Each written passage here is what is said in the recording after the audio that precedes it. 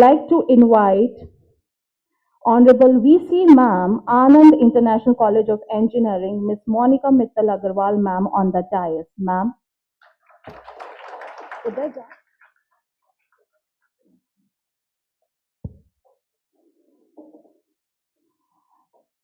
Now I request Dean RTU Kota, Professor A.K. Dwivedi Sir on the dais. Sir.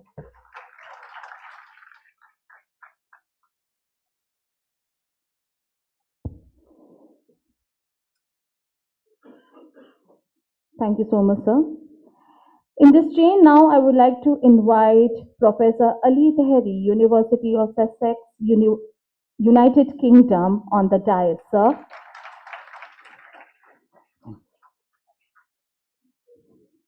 Thank you, sir. Now I would like to invite respected Principal Sir of Anand International College of Engineering, Jaipur, Professor Dr. Vijay Kumar Sharma, sir, on the dais, sir. Now, I would like to invite respected Vice Principal Sir of Anand International College of Engineering and the Conference Chair, Professor Praveen Agarwal, on the dais, sir.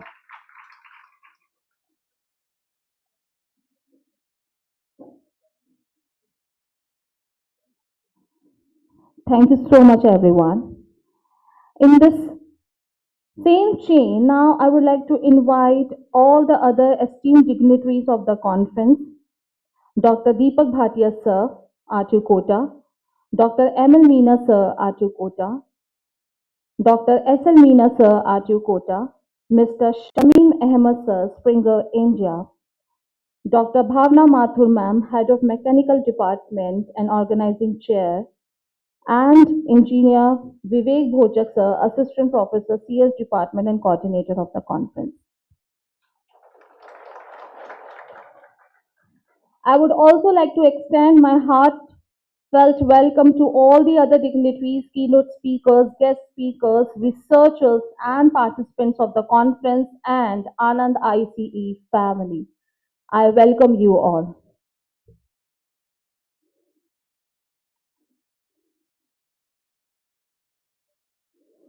As we all need the almighty blessings to hold our intellectual thoughts and make this event a successful one. To keep this auspicious feeling alive, I request our dignitaries of the dais for the lighting of the lamp. Sir and ma'am.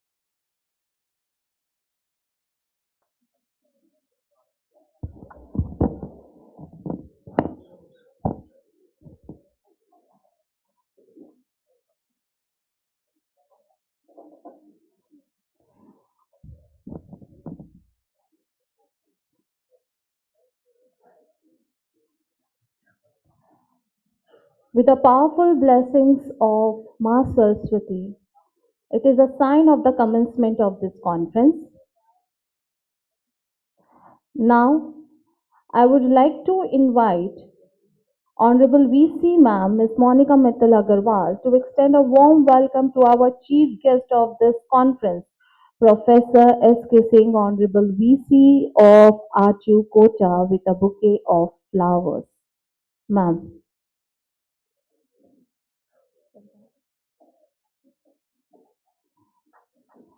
we should appreciate this movement with a huge round of applause. Now I request Principal Sir and Vice Principal Sir to welcome Honorable VC Sir S.K. Singh Sir again with the cultural ethos of Rajasthan draped in huge colors in the form of safa.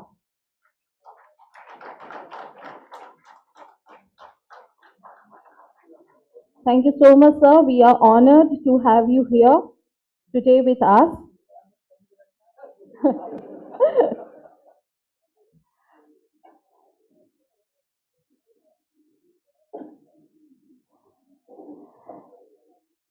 Now, I would like to invite respected Principal Sir, Professor Dr. Vijay Kumar Sharma Sir, to extend a warm welcome to our guest of honor, Professor E.K. Divedi, with a SAFA. Sir.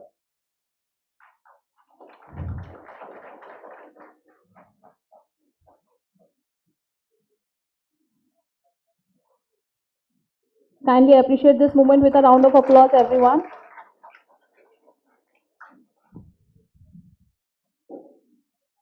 Now, I would like to invite respected Vice Principal Sir, Professor Dr. Praveen Agarwal Sir, to extend a warm welcome to our guest speaker, Professor Ali Taheri, University of Sussex University, United Kingdom, with again a traditional welcome. Thank you so much, Professor Ali.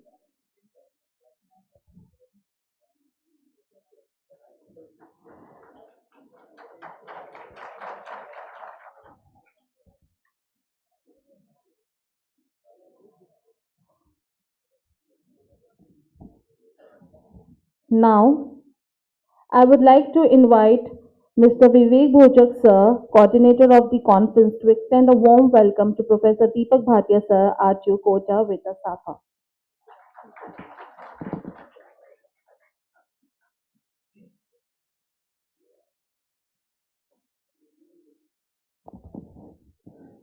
A huge round of applause.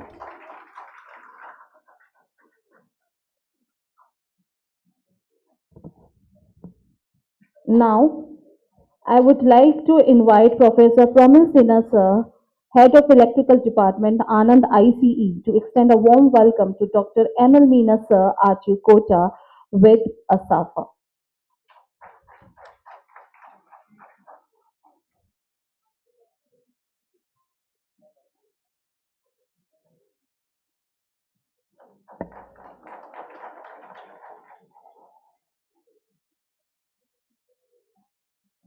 Now, I would like to invite Professor Anil Dhawan, Head of SBAS, to extend a warm welcome to Dr. S.L. Meena Sir, RTU Kota.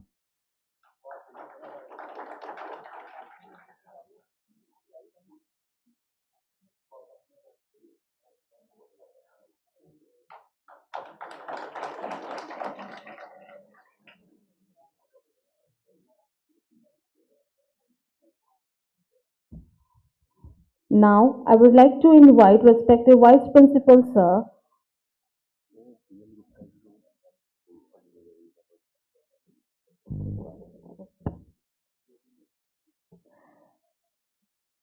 Now, I would like to invite respective Vice Principal Sir of Anand ICE, Professor Dr. Praveen Agarwal Sir, to extend a warm welcome to our guest, Mr. Shamim Ahmed Sir, Springer, India. A huge round of applause.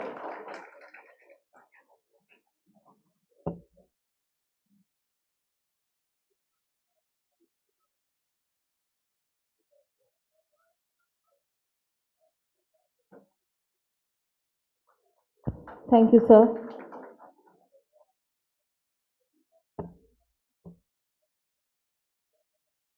Now I would like to invite Professor Bhavna Mathur ma'am, Head of Mechanical Department and Organizing Chair, to extend a warm welcome to Honorable VC ma'am of Anand International College of Engineering, Ms. Monica Mittal Agarwal.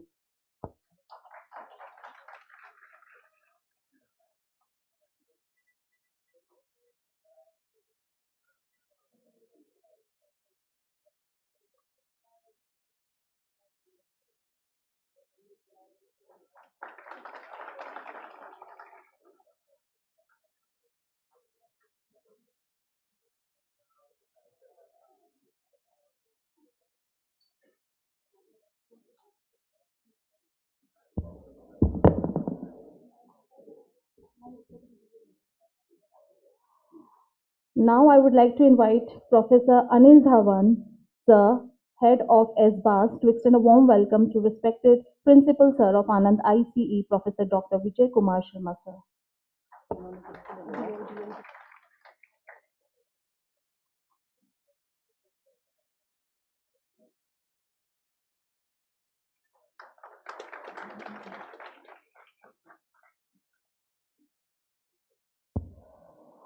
Now I would like to invite Professor Pramil Sinha, Sir, Head of Electrical Engineering Department, to extend a warm welcome to Dr. B.L. Gupta, sir.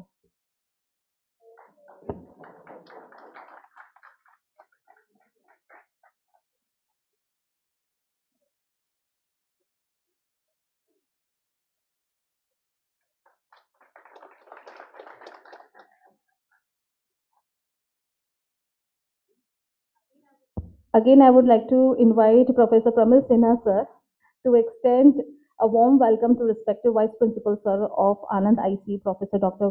Praveen Agarwal, sir.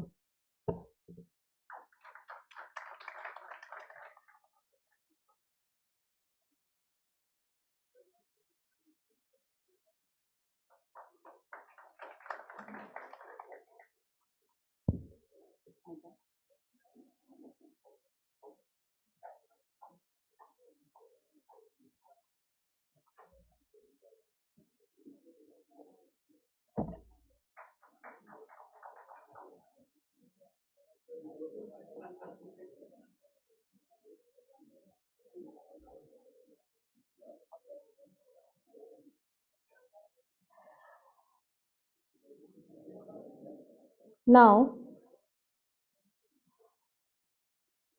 to commence this event, now I would like to invite the person who is not a core illuminous researcher in the field of mathematics, but also a motivator and a torchlight to his fellow researchers, colleagues, and disciples. He is our respected Vice Principal, Sir, and Conference Chair, Dr. Professor Praveen Agarwal, sir. Sir has been actively involved in research as well as pedagogical activity for the last 22 years. His major research interests include special function, fractional calculus, inequalities, and fixed point theorems.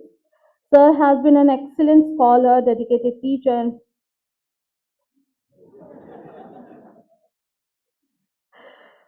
okay. So I invite Sir to welcome our gathering with his initial address. Sir.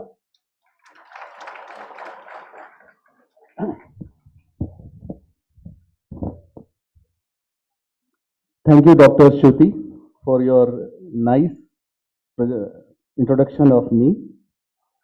Good morning, everyone. Namaskar. Honorable Vice Chancellor, RT Kota, Professor S.K. Singh ji, respected Chairman, Anand IC, Shri Manoj Mittal ji, respected Vice Chairperson, Ma'am, Anand IC, Ms. Monica Mittal Agarwal ji, respected Dean, RTU Kota, Professor A.K. Dwivedi ji, respected Professor Ali Tehri, University of Success, UK, respected Principal, Anand IC, Professor Vijay Kumar Sharma, respected Journal Chair, ICRDT Dr. Deepak Bhatia ji, RTU Kota, respected Dr. M.L. Meena ji and Dr. S.L. Meena ji, RTU Kota, respected Shamim Ahmed ji, Springer Nature, India, my fellow colleagues from Anand IC and RTU Kota, all eminent speakers and participants from around the globe via online or offline, I am deeply honored and thrilled to stand before you today to welcome you to the inaugural ceremony of the 4th International Conference on Recent Development in Engineering and Technology. Honorable Vice Chancellor Sir, this institute was started with the vision inverted commas open, be acknowledged globally for value-based education and innovation in service of humankind, inverted commas closed in 2010. Since then, this institute stands as a testament to the transformative power of education and the unwavering commitment to the excellence that has been ingrained in its very foundation.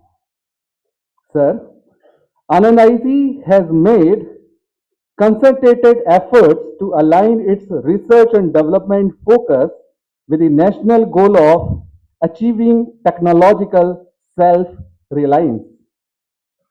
Our student and faculty members have been conducting research projects in the area of science and engineering.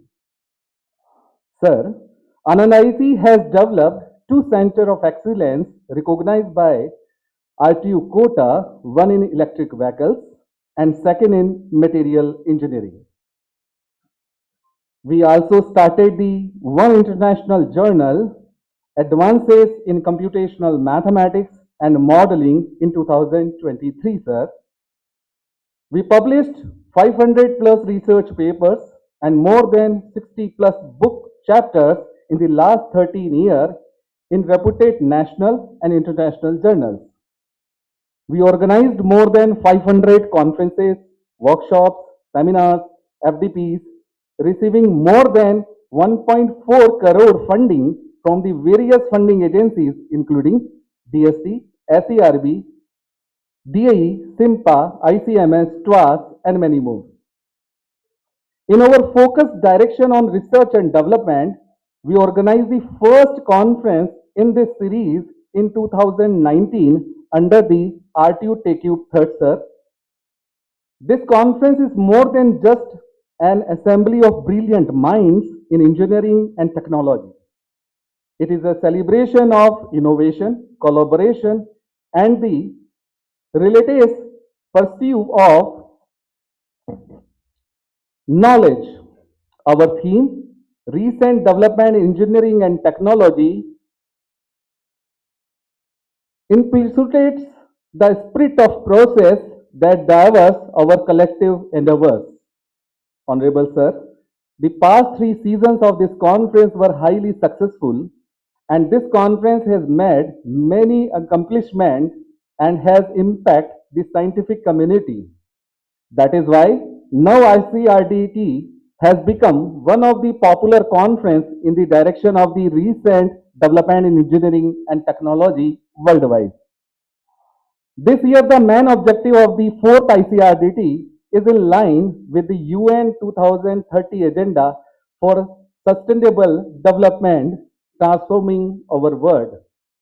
The 2030 Agenda for Sustainable Development, adopted by the 193 member states of the United Nations at the General Assembly in the September 2015, includes 17 goals and 169 targets. In line with the above, our institution also wants to create the awareness of all the SDGs through this conference and incorporate them on an institutional level in addition to the already existing practices. I am also very happy to share with all of you that we have received more than 100 papers from 25 countries, including the UK, Spain, Italy, Egypt, Turkey, Pakistan, UAE, Saudi Arabia, and Nepal. After the critical review process, we finalized only 62 papers for presentation during the conference. I am honored to have with us very well-known eminent keynote speakers and invited talks by Professor Ali Tahri, University of Success, UK, Professor June Lewis, Technical University of Cartagena, Spain, Professor Muhammad Abdul Ate, Sohag University, Egypt, Dr. Bhaskar Roy was Vice President, Genpact India, Professor Rajesh Kumar, MNIT Jaipur, Professor Vaide from University of Success, United Kingdom, Dr. Sanyog Rawat, Central University of Rajasthan, Dr. Jeevan Cafe, Central Department of Mathematics, Tribhuvan University, Kathmandu, Nepal, and Professor Jagdish Chand Bansal, Southeast Asian University, India. I encourage you to active participate, share your experience, and forge connections that extend beyond the confines of this conference. It is through this connective that ideas transform into action and innovation that can reshape the landscape of engineering and technology.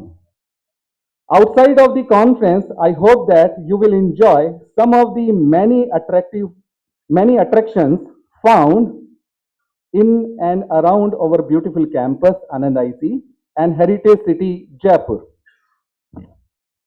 Such a large event is the culmination of the efforts of many individuals.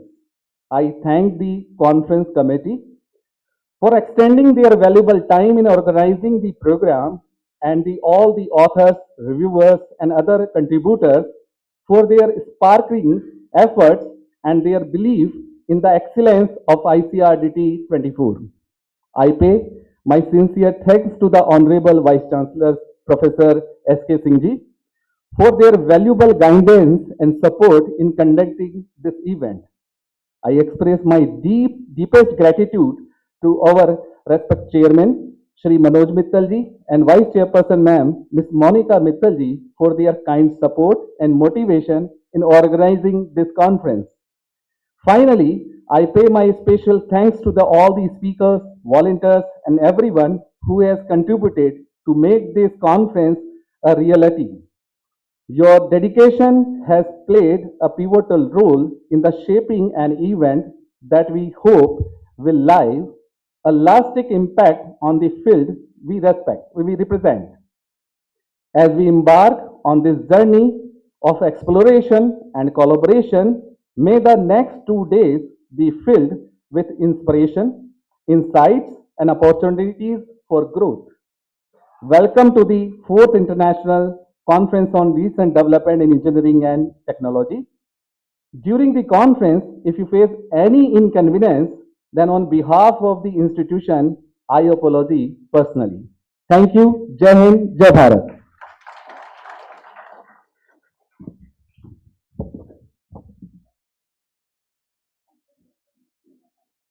Thank you so much, sir, for your welcome address.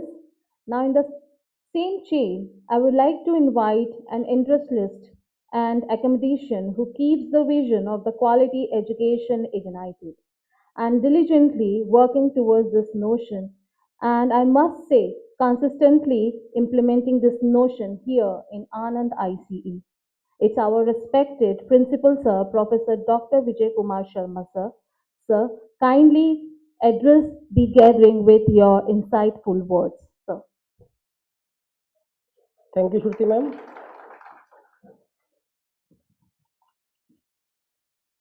Chief guest of today's inaugural ceremony, Professor S.K. Singh sir, Honorable Vice Chancellor, RTU Kota. Guest of honor of today's inaugural ceremony, Professor A.K. Dwivedi sir, Dean, RTU Kota. Honorable Monica Mittal Agarwal ma'am, Vice Chairperson, Anand IC Jaipur. Professor Ali Tahri from University of Sussex, UK. Professor Praveen Agarwal, Vice Principal, Anand IC. Dr. Deepak Bhatia, General Chair of this international conference from RTU Kota, Dr. S.L. Meena sir, Dr. M.L. Meena sir from RTU Kota, Dr. Shamim Ahmed sir from Springer, India, Professor Bhavna Mathur ma'am, and Engineer Vivek Gojak sir, host institute coordinator of this international conference.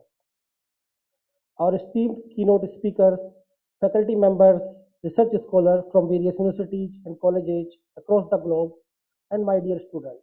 I, Dr. Vijay Sharma, Principal Anand IC, is very pleased to welcome you all in 2 days, 4th International Conference for Research Development in Engineering and Technology, ICRDET 2024, in association with Rajasthan Technical University Kota.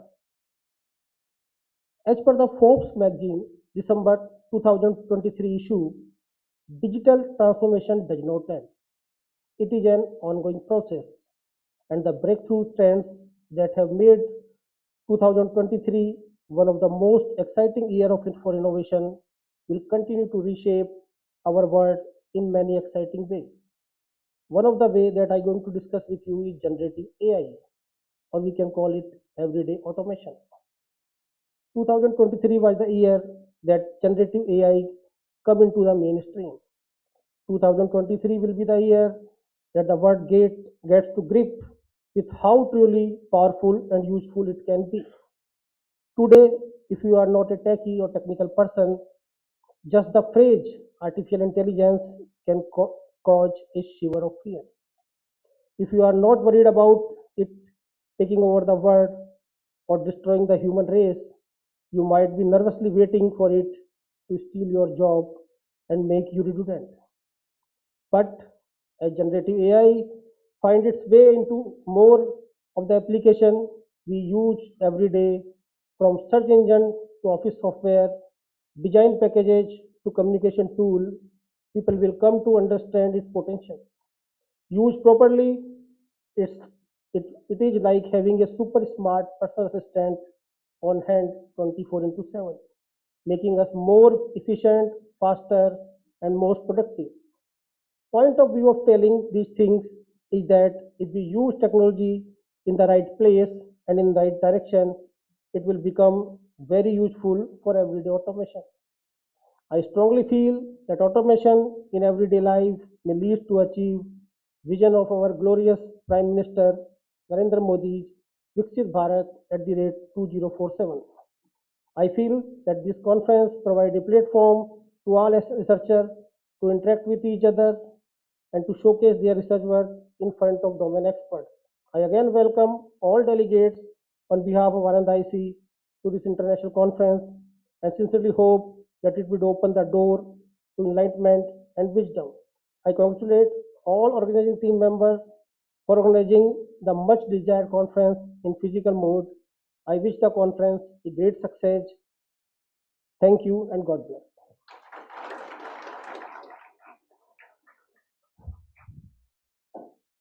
Thank you so much, sir. Vision and mission are the paramount agents to accomplish our desired goals and fulfill our dreams. Anand ICE is blessed to have a young and dynamic leader like this, who foresees a vision to make Anand ICE an international platform to offer multi-dimensional prospects to the students, faculty, academicians, and researchers. She is none other than the backbone of Anand ICE, Honorable VC Ma'am, Ms. Monica Mittal Agarwal. Thank you so much, ma'am, for bringing a guiding path to host such intellectual conference from time to time. Now, I would like to request you to address the gathering with your words, ma'am.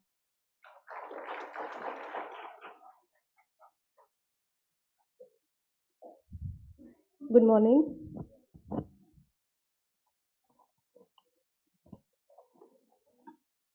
Esteemed Chief Guest, Honorable Vice Chancellor, RTU Kota, Professor S.K. Singh Sir, Guest of Honor, Dean RTU Kota, Professor A.K. Dwivedi ji, Professor Ali Tahri, University of Sussex, UK, delegates from RTU Kota, Professor Deepak Bhatia, Dr. M.L. Meena, Dr. S.L. Meena, Principal Anand ICE, Professor Vijay Sharma, Vice Principal, Anand ICE, Professor Praveen Agrawal, Executive Editor Springer, Mr. Shamim Ahmed, Professor Bhavna Mathur, Engineer Vivek Bojak, national and international delegates, eminent speakers, distinguished participants, ladies and gentlemen. It is a great pleasure for me to extend our warmest welcome to each and everyone present here to the 4th International Conference on Recent Development in Engineering and Technology 2024 in a row, jointly organized by the Rajasthan Technical University Kota and Anand International College of Engineering, Jaipur. First of all, I would like to express how honored we are today to have a distinguished personality among us. It's our privilege to welcome Honorable Vice Chancellor of RTU Kota, Professor S.K. Singh Sir, as the chief guest of this conference. His gracious presence is highly encouraging and an inspiring start for this conference. Although I'm meeting him for the first time, but I can surely tell that his guidance and remarkable leadership is leading the way for RTU and its affiliated colleges. And I have to extend my gratitude to the Rajasthan Technical University Kota for collaborating in this conference and for its continual efforts towards the upliftment of technical education in the state of Rajasthan. Furthermore, we are delighted to have so many renowned personalities among us from India and different parts of the world in this hybrid international conference today, who will be sharing and exchanging their views on the latest advancements in the field of engineering and technology. Since Anand ICE is the proud host of this conference, I would like to mention something about the institute. Besides imparting quality education, we believe in providing an extra edge to our members, be it students or faculty. The various initiatives taken by us under the guidance of our Honorable Chairman, Mr. Manoj Mittalji, for the overall development of our members, such as the Global Exposure Program, School of Lifelong Learning, lucrative scholarship schemes for the meritorious students, state-of-the-art laboratories with some exclusive equipment, and various other beyond the curriculum initiatives makes Anand ICE unique in its own way. And hosting this prestigious conference adds a feather in our hat and is going to provide a significant exposure to the faculties as well as the students.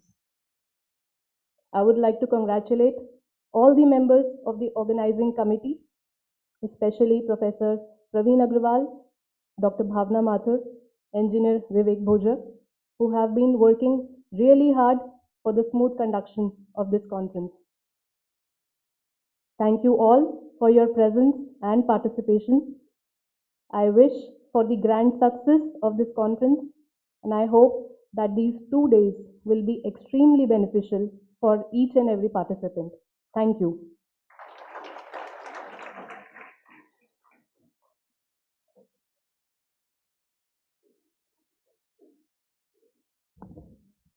Thank you so much, ma'am. Now, I would like to invite Conference General Chair, Professor Deepak Bhatia Sir, RTU Kota, on the dais. But before that, I would like to say that Dr. Deepak Bhatia Sir is an Associate Professor of Electronics and Communication in the Department of Electronics Engineering, RTU Kota, with 17 years of teaching and research experience. Okay, sir. Honorable Vice Chancellor Professor S.K. Singh, RTU Kota, Dean Faculty Affairs Dr. A.K. Dwivedi Sir, VC Anand IC Monica Mittal Ma'am, Taheri sir, Principal Vijay Sharma ji, Vice Principal Praveen Agrawal ji, and dignitaries of the dais. It always been give me immense pleasure to be a part of such prestigious international conference. As Praveen ji and other speakers tell you that the objective of this international conference is in line with the UN 2030 agenda, sustainable development. And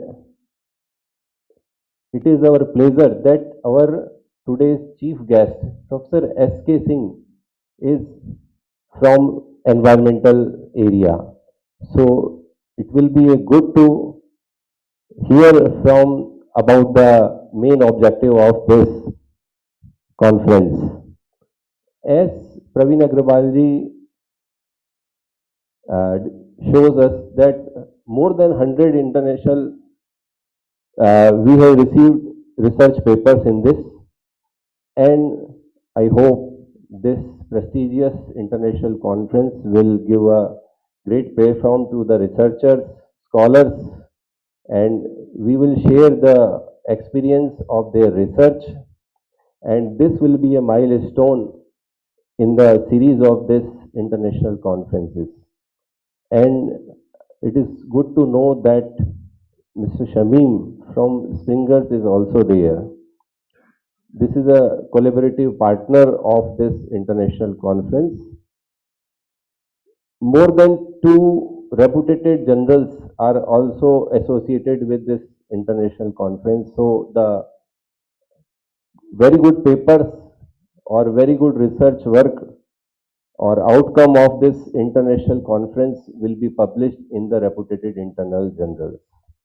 I would like to give thanks to our Honorable Vice Chancellor Sir to provide such an opportunity to organize this type of valuable international conference on such area. I would like to give my special thanks to Praveen Agrawalji and the chairman of this Anand International Institute to provide or to help us to organize such type of international conference in this organization. So I wish for a great success of this international conference. This will be a milestone for both the RTU and Anand ICE. Thank you so much. Thank you so much.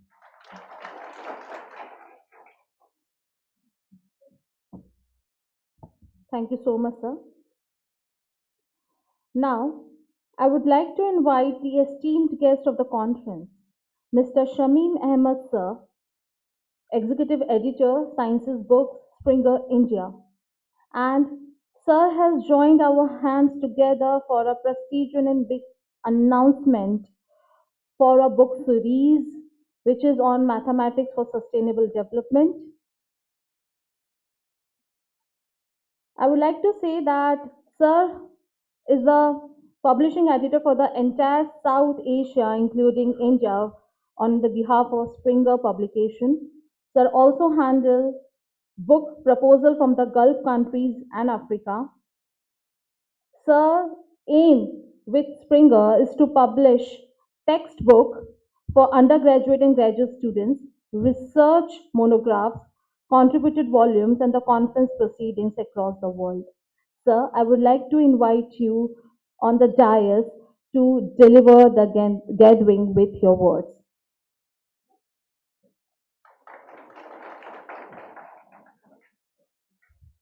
Good morning, everyone.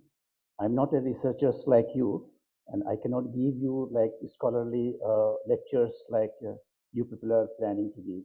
I am a publisher, Springer Nature, with Springer Nature for about 12 years, and I have good collaboration with Professor Praveen Agrawal, and he's our managing editors of a new book series that we have recently started. This is the book series that Mathematics for Sustainable Developments. So you know that today's conference primary theme is sustainable developments. So we have already started this book series. So Praveen Agarwal is on top, number one. He has proposed this book series, and then we have started this book series. And editorial board is from across the world. There are 10, 12 managing editors in the series. This series will be publishing uh, books on textbooks, monographs, contributed volume, proceedings related to sustainable developments. Let me tell you something about Springer. Springer Nature, earlier known as Springer World, since for the last 180 years. In 2015, Springer signed a collaboration with Nature Publishing Group and it became Springer Nature now. It publishes about 13,000 titles, book titles every year. Very large, I mean, number one publisher of books. And 2,900, about 3,000 journals everywhere. So its offices is in worldwide, and New Delhi is one of the offices in India. And I am responsible for publishing cooperation books from entire South Asian countries, Africa, and the Middle East.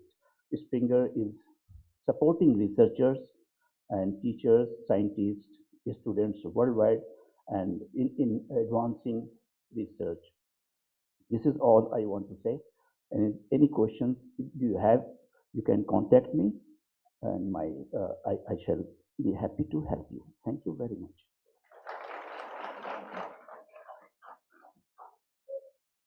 Thank you so much, sir, for enlightening us with your upcoming book series.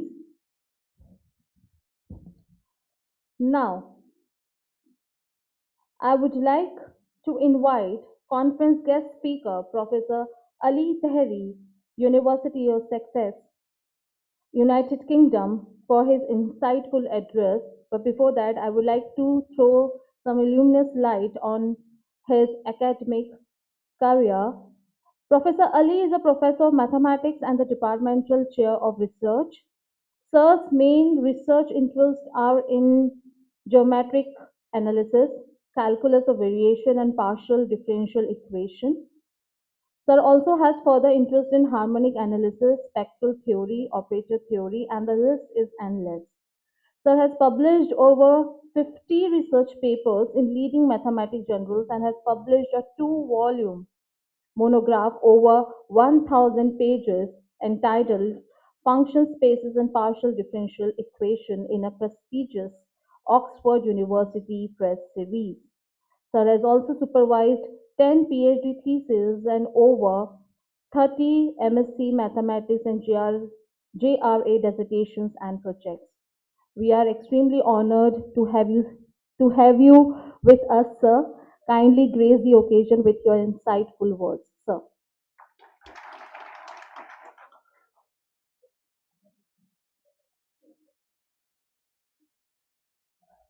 Well, thank you very much for the invitation to speak here on the introduction, very kind introduction. It's a great pleasure for me to be here and address the audience. Maybe I start by saying a little about mathematics. It is universally known and agreed that mathematics is the mother of all sciences. And if we look back at the historical development in sciences, we always see that mathematics has produced or has made enough progress in order for those sciences to develop and make progress. For instance, if we look at the turn of the present century, the invention of general relativity by Albert Einstein, just a few decades before, Riemann had developed Riemannian geometry and the concept of curvature and tensor calculus in order to accommodate the creation of general relativity, which has revolutionized our understanding of the universe. Very recently, the development of mathematics in probability theory and statistics has led into this once more revolutionary idea of machine learning and AI, artificial intelligence. Without the development in mathematics, probability theory, statistics, optimization, and the list goes on, we would not be able to be where we are now. So I'm greatly honored that part of this conference is devoted to mathematics, and my colleague, Professor Praveen, who has kindly invited me, is also a collaborator and colleague of mine in the field of mathematics. So I don't want to go on for long. I just want to say a little bit of personal thing. I spent half of my life in the United Kingdom, a bigger half, sort of longer part, but I'm originally from Iran, and I was born there and raised there. And it's very interesting for me because both of these backgrounds and countries that I have domiciled in have close connections with India. For the UK part, it probably suffices to say that Rishi Sunak, our Prime Minister, is originally from India. But also on the other side, my background from Iran, there is a much more historical affinity with India. We share the same roots, human race, religion, languages. They are all Sanskrit and Persian. They are from the same family of Indo-European languages. Just before the start of the talk, we had this very nice event of turning candles, which light is a very holy element in my Persian culture, and the same as in India. It stands to clear darkness. Knowledge is light. We respect it, and I just finish by saying that I hope that this conference will give more light and understanding to us, not only here, but one day we just eliminate darkness and have light shining throughout the world and our existence.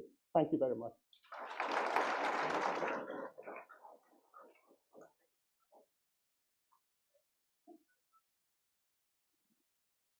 Thank you so much, sir.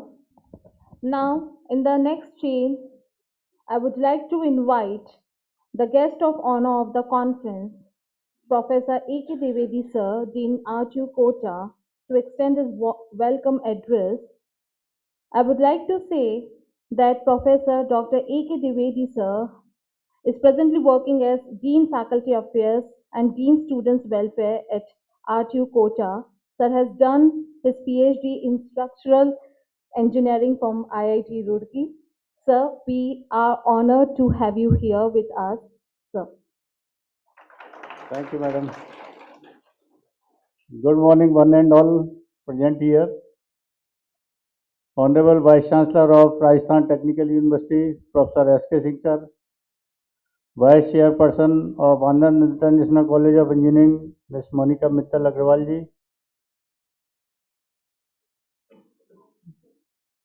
Professor Ali Taheri from University of Success, University UK, Professor Vijay Sharma, Principal of Anand IC, Professor Praveen Agrawal ji, Vice Principal of Anand IC, my colleagues from RTU Kota, faculty members of Anand International College of Engineering, and dear delegates of this international conference. The theme of this annual conference underscores the dynamic nature of our disciplines, recent developments in engineering and technology. It is a testament of our commitment to staying at the forefront of the advancements, embracing changes, and harnessing the power of the technology to shape a better future. In the last 3 seasons of this international conference. I think this is the fourth one. So this conference has made many accomplishments and has impacted the scientific community.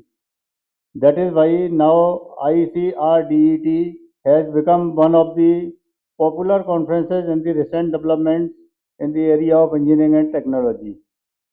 The objective of the present fourth ICRDET 2024 is in line with the UN 2030 Agenda for Sustainable Development, transforming our world to support the sustainable development strategies and the implementation of the 2030 Agenda for the Sustainable Development. The conference focuses on the innovative advancements and sustainability in engineering and technology that aim for the peace and prosperity for the people and the planet, now and into the future. It helps experts, researchers, and the industry professionals worldwide to come together to share the knowledge and shape the future of the engineering sustainability. I encourage each of you to actively participate, engage in the meaningful discussions, and forge connections that extend beyond the confines of this conference. It is in these interactions that we find the seeds of the inspirations that can lead to the transformative breakthroughs. I extend my sincere thanks to our Honorable Vice Chancellor, Professor S.K. Singh sir, for providing this valuable advice and support at every step of the planning of this particular conference. Thank you, sir. I also extend my thanks to Ms. Monica Mittal Agrawal ji, Vice Chairperson of this Anand ICE, and I look forward for enlightening discussions and collaborations that are going to be made in this particular international conference. To the fourth international conference on this recent developments in the area of engineering and technology, and at last I hope or I wish the grand success to this particular conference. Thank you all.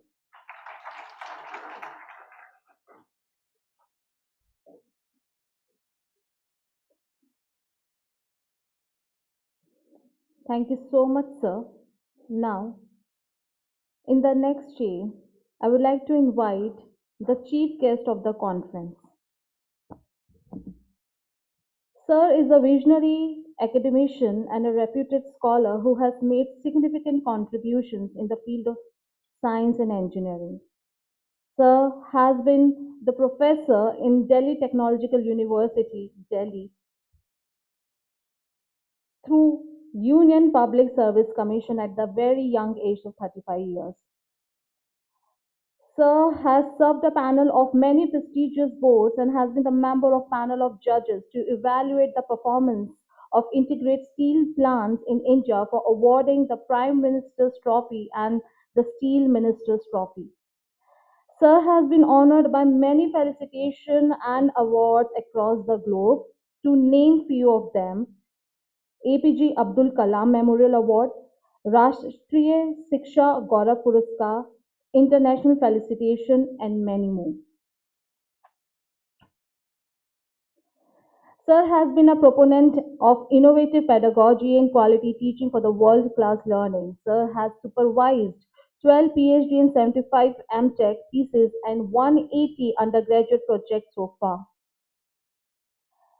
Sir's research contribution in the field of environmental science and technology have been instrumental in the betterment of the environment. His untiring efforts to improve the groundwater quality in Khetri copper mines are particularly noteworthy. He is none other than Honorable VC Sir of RTU Kota, Professor S.K. Singh Sir. Sir, we are extremely honored and privileged to have you with us so that you could grace the occasion. The mic is yours, sir. Thank you very much, madam.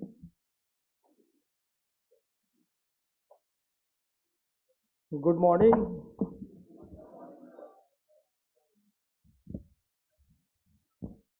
Dynamic Vice Chairperson of Anand International College of Engineering, Ms. Monica Mittal Agrawal ji. Professor Ali Tahri, University of Sussex, UK. Professor A.K. Dwivedi, Dean RTU, Kota. Professor Vijay Sharma ji, Principal Anand International College of Engineering. Professor Praveen Agrawal, Vice Principal and Conference Chair.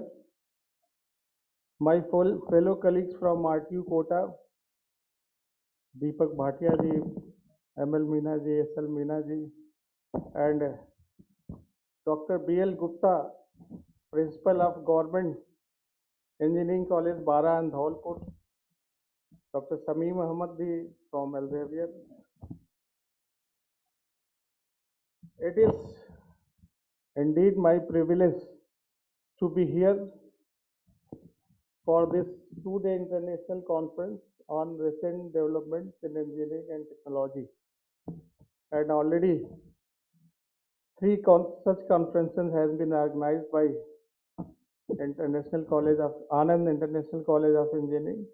So really, this is a conference, international conference, which is very much desired, and also this is, as already told by the Praveen ji and other speakers, this is one of the important conference which is being organized. And in the fast-paced landscape of engineering and technology, events like these serve as a beacon of knowledge, innovation, and collaboration. This conference not only celebrates the advancements that have brought us to this point, but also serves as a compass guiding us toward the frontiers of what is yet to be discovered and achieved. The theme of this conference, recent developments in engineering and technology, speaks to the relentless pursuit of progress that characterizes our collective efforts. As we delve into the intricacies of the latest breakthroughs, methodologies, and technologies, let us keep in mind the profound impact our work can have on society at large. Now, what we are observing, this development of technology is very fast.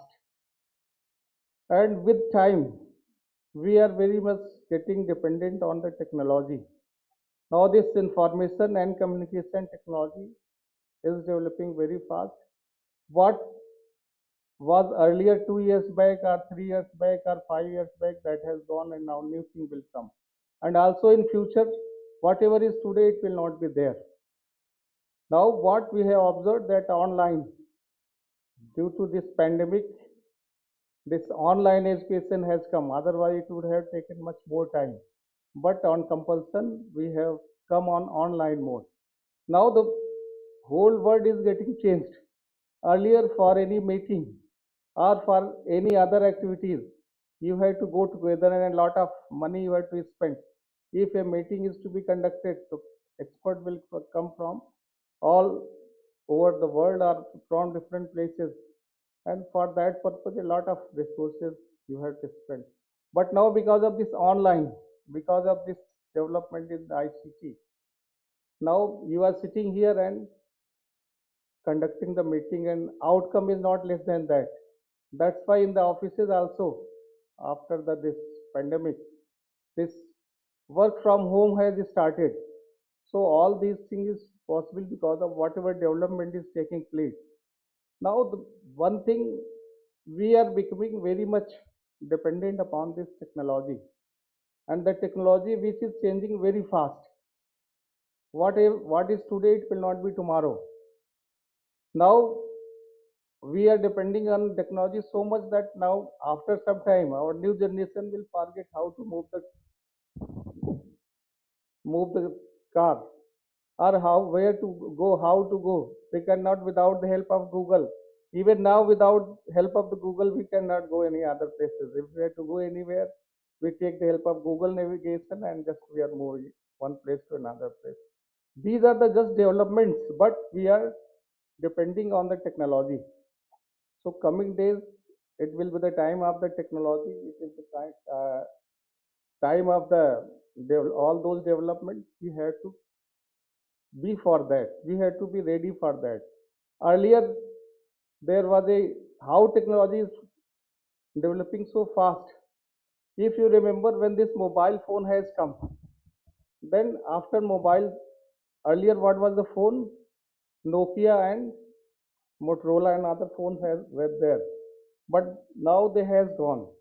Why Nokia is not there? Earlier when this mobile came, in every hand Nokia or Motorola phone was there. But the technology is changing very fast. If you are not changing with the technology, you will be nowhere. That is the change now. What is being observed? If we have to be in present, then you have to be with the technology. Now everything has become the smart. Now ordinary thing is not required. Now it is the time of the smart. There is a smart TV, even a smart mobile, a smart city, a smart car. Everything is now become smart because of a smart means which can do the work smartly. Means if we are own. So we same way we have to be also become person has to be also become the smart. A smart means whatever technology new technology has to come, we have to be ready for that. Now the time has changed, everything is changing. Now if you see the banking sector, now banks will be there, but you need not to the bank. Sitting your home, you can do all the banking work because this technology is there. Earlier, this technology was not there. You had to go there. But now, in all fields, this technology is playing an important role, and everything is changing very fast. And same way in education also, things are going to be changed. Just like in the other field, this in education also things are going to be changed. Everything is now not as earlier. Earlier, when we were studying, then there is the branches, civil, mechanical, or conventional branches were. This was most sought branch, but now there are there are very few takers for all these conventional branch. But why? Because with time everything is changing. Now where technology is there, we have it is the time of technology. It is time of ICT, and we have to be with that. So same way this new education national education policy 2020 has come. So this has incorporated all those changes in education also. These changes has been incorporated. As you know, now this is the time of computer. So earlier computer was there, but now it has come beyond to that. Now AI and machine learning and big data analysis and all those things has come. So with time we have to change same way in our curriculum, our education also all these things are to be included. Now the coming education which will take place, that will be the technology enabled. We have to be use the technology, and also the new education policy, this multidisciplinary approach has been taken here. That is, if you are doing civil engineering or you are doing mechanical engineering, so you have to do that. You have to also study computers. You have also study the artificial intelligence. If you have to be if you have to be with the time. So that's why this in education also this choice-based credit system has been brought.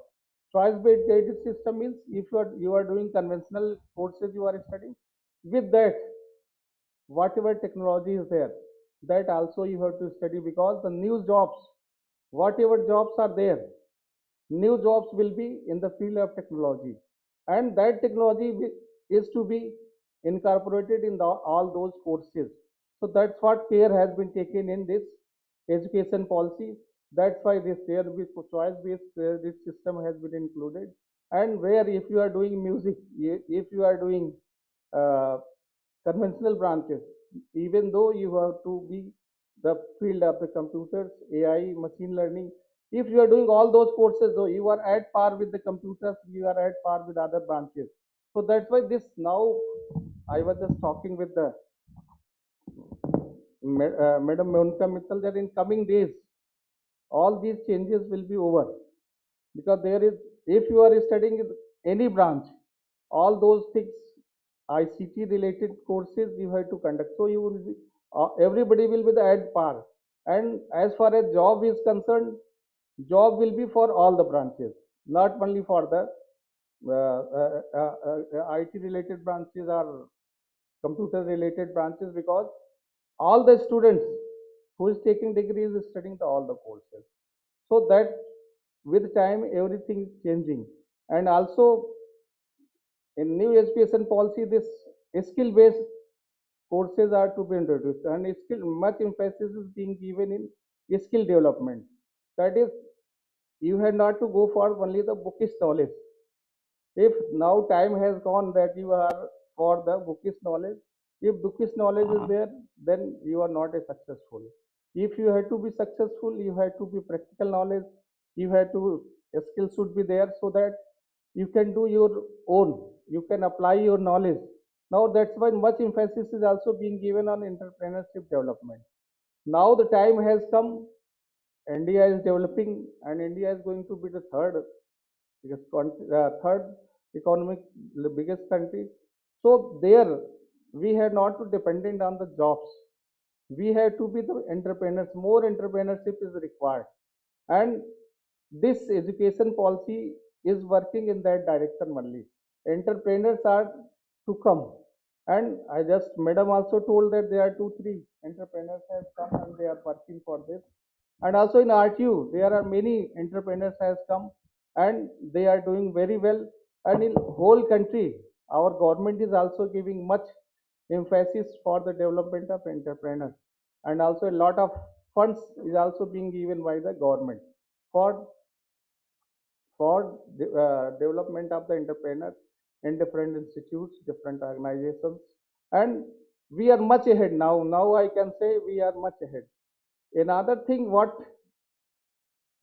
in coming days is coming, because everything is changing, technology is changing very fast.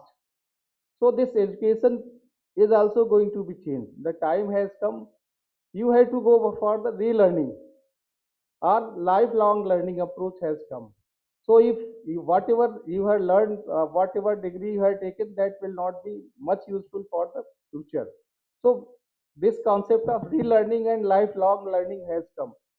If you have to be in picture, then you have to be in lifelong learning. That is, courses will be developed such that so you can develop, you can go for develop further development of your skill through the relearning or lifelong learning.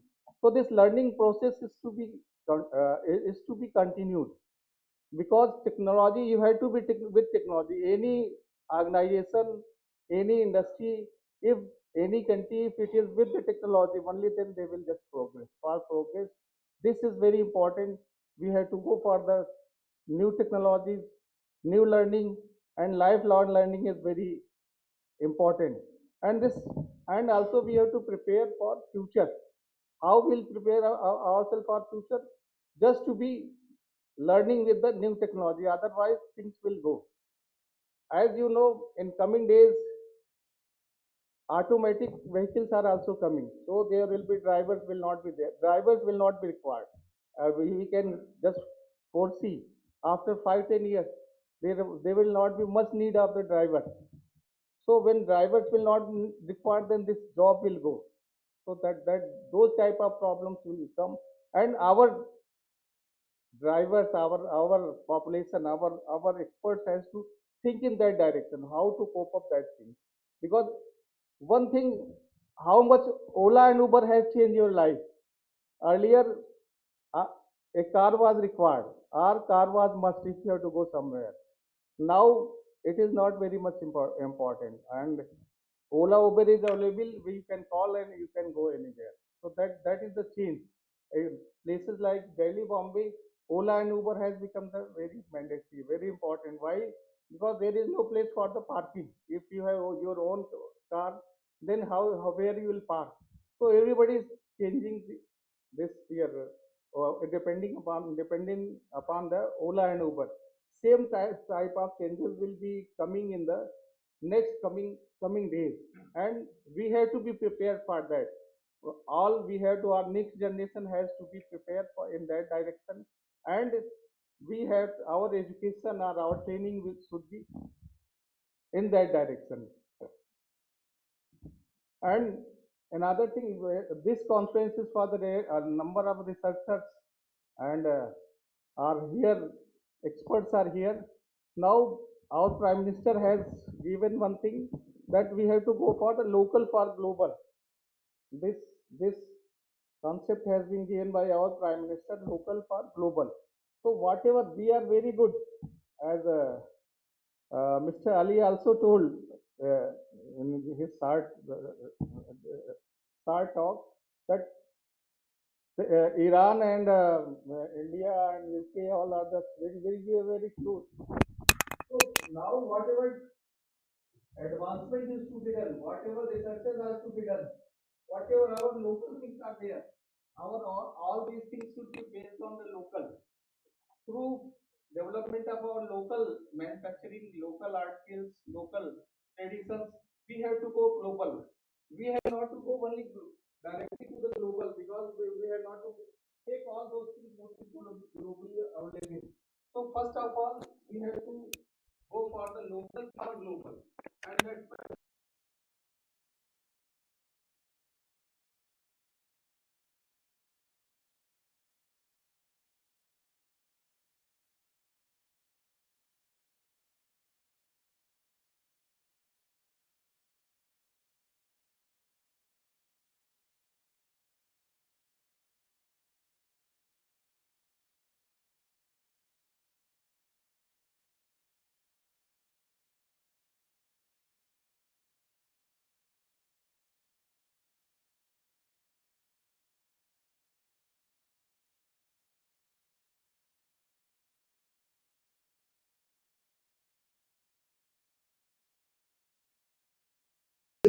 course has been made mandatory. If anybody has to take the degree, he has to, at least one course he has to pass in the environmental sciences. I think everywhere this course is made mandatory. That because you should know about all those things. Not just to, this thing is to be corroborated in academics also. And when we talk about the sustainability, there is a development. Development is very important. For our progress, for fulfilling our needs, development is required. So a lot of development is being done as far as either industries are there or cities are to be developed. And but whenever there will be a development, there will be adverse effect on the environment. So this development environment are the two sides of the same coin. Whenever there will be development, there will be the environmental problems, environmental degradation will be there. Exploitation of environment is taking place. And that's why, because of this development, a lot of problems has come. Now, whole world is facing a lot of problem. Now, the time has come, we cannot go for the development. And this development is to be stopped. And this cannot be stopped. Development we cannot stop, because we have to fulfill our need. We have to fulfill our requirement. We have to go for the advancement also. So now the term has come. What is the term has come now? अब development खत्म हो गया. अब क्या बात करते हैं? What we talk? Now the time has come. We cannot go for further development. We cannot exploit our environment if we have to survive. So that's why now we are talking about the sustainable development. We have to stop the development, but only we have to go for the sustainable development. Sustainable development means the development which our Mother Earth can sustain, or our environment can sustain.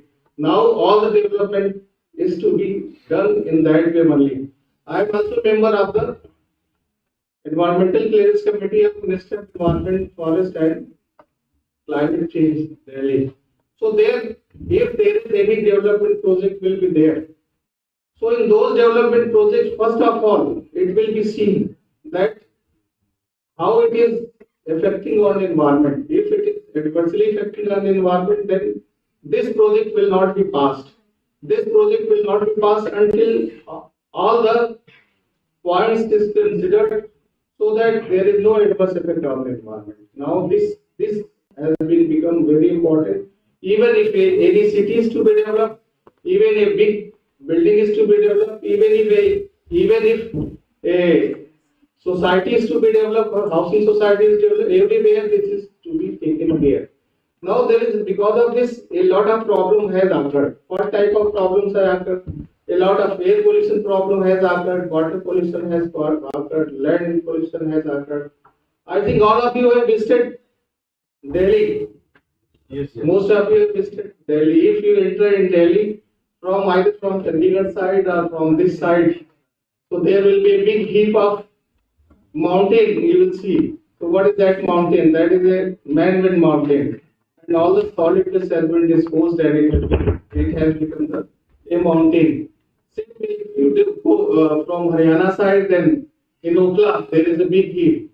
In Uttar Pradesh side there is a big heap, in Gazipur. And a lot of problem is occurring because of this. Because we have all the development we have done, we have not considered it. Now the problem is that with the development, must the problem is in all the big cities, in all the this metro cities. Problem is more. Either it is solid waste problem or solid. Why these problems has come? Because we have gone for our change in our lifestyle. Now our lifestyle has been changed. A lot of we are producing many times solid waste. So where this solid waste will go? So we have to change our lifestyle. So this life has been given. What is this full form of life? Lifestyle for environment. So you have to change your lifestyle also. You have to go only for that lifestyle which environment can sustain. Now everything is to be changed in coming days. So that's why our Prime Minister has given this life. Life means life for environment. Because it is said that Mahatma Gandhi ji,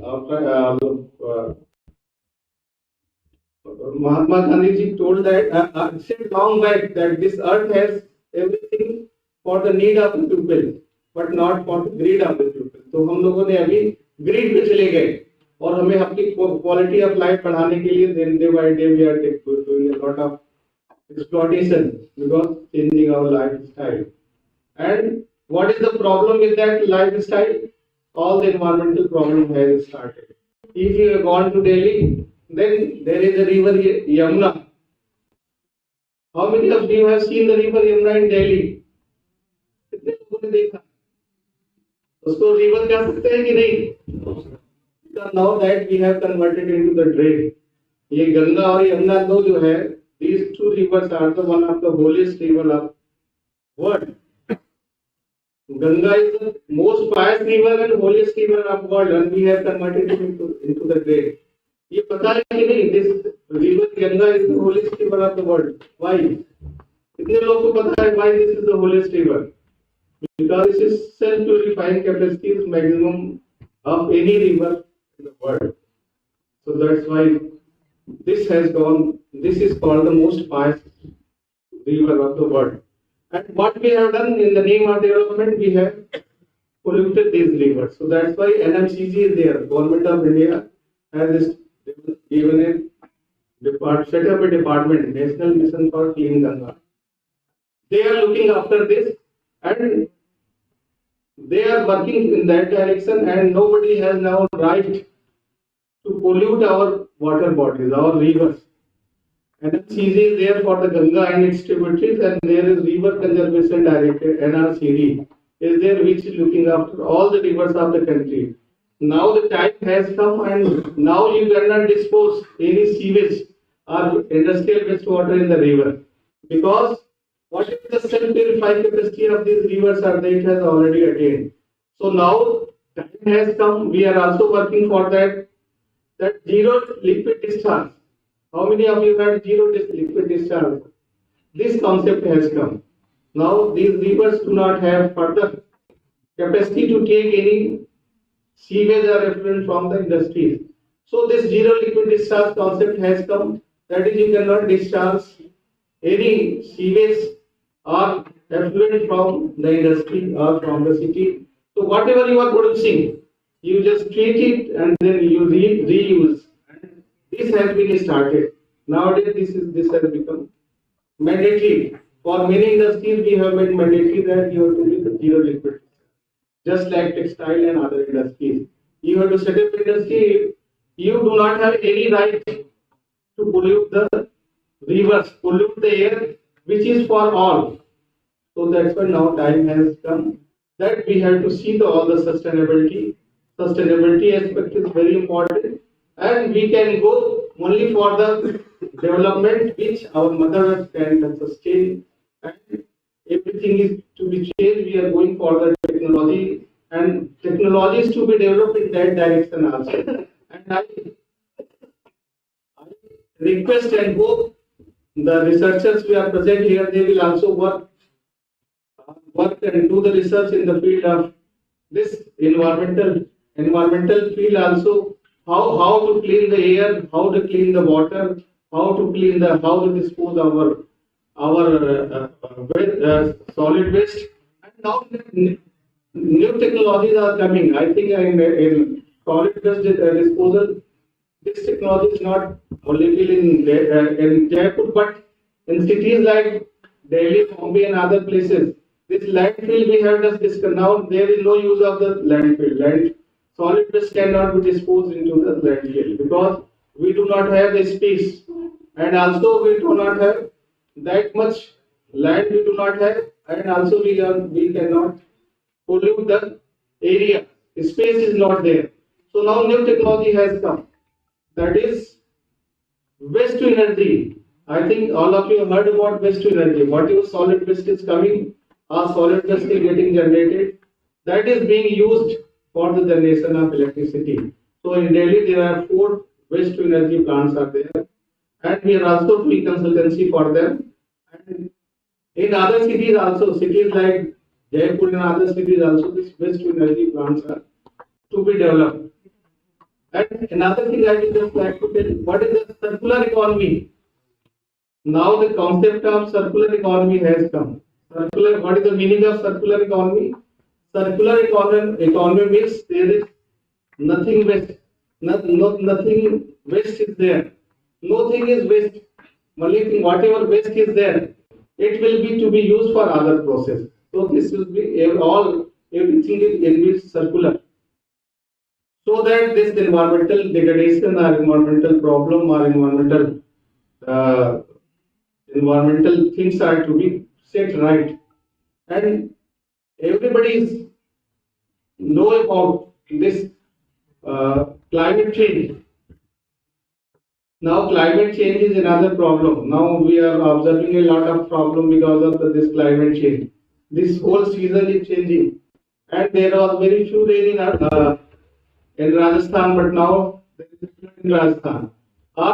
This flood and drought are now becoming very common. Cyclones are becoming very common.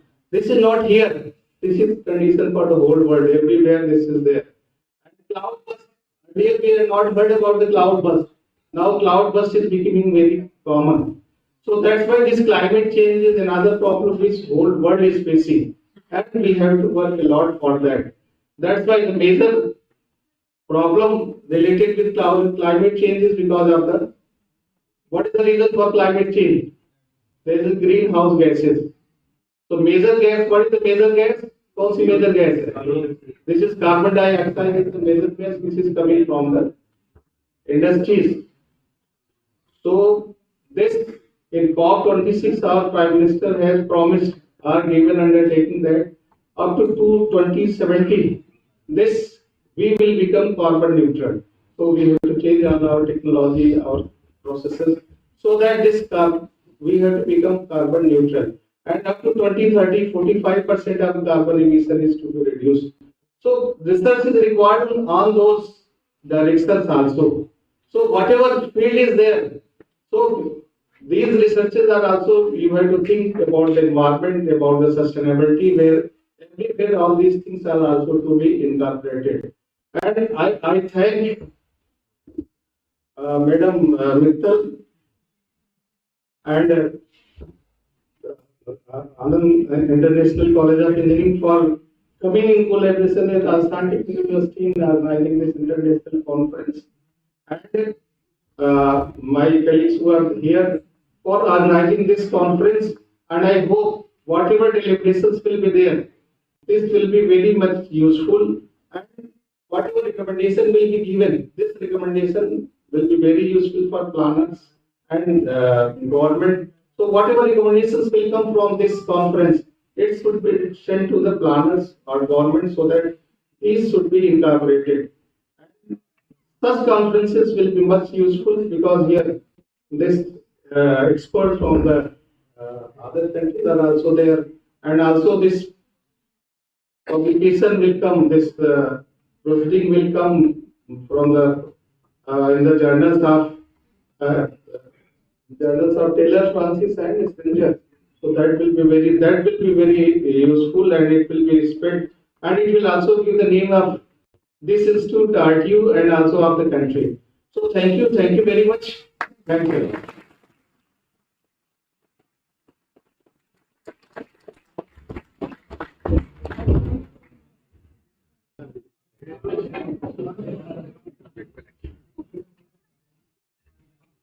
Thank you so much, sir. We completely agree that we need to change our lifestyle to bring sustainable development in our life. Thank you so much, sir. Now, moving ahead, the most awaited moment of this inaugural ceremony, it is the unveiling of the souvenir, that is the proceeding book or abstract book of the conference. I request all the dignitaries to unveil the abstract book to the audience.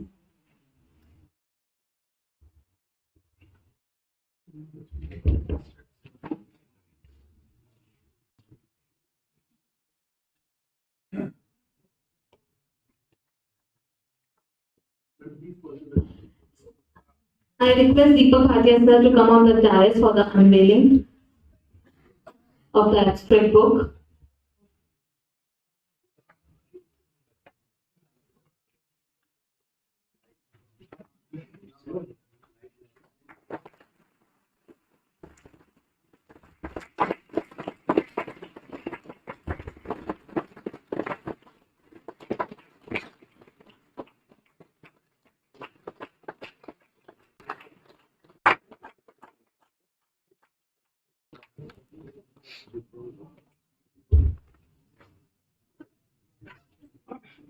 Thank you so much, dignitaries.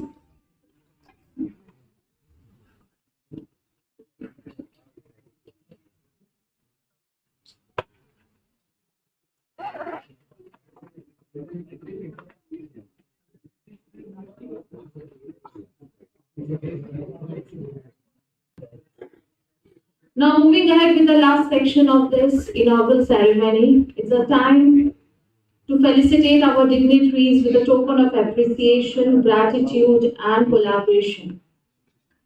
So, now I would like to invite Honorable VC Ma'am to felicitate our chief guest of the conference, Professor S.K. Singh sir, with a memento as a token of appreciation. Ma'am,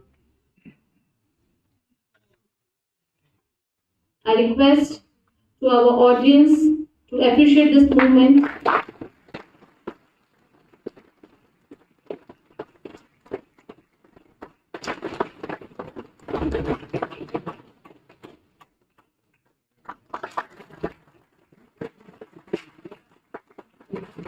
Thank you so much, ma'am, and thank you so much, sir. Now, I would like to invite respected Principal Sir, Professor Dr. Vijay Kumar Sharma, sir, to felicitate our guest of honor, Professor A.K. Dwivedi, Dean Arjun Kota, with a memento.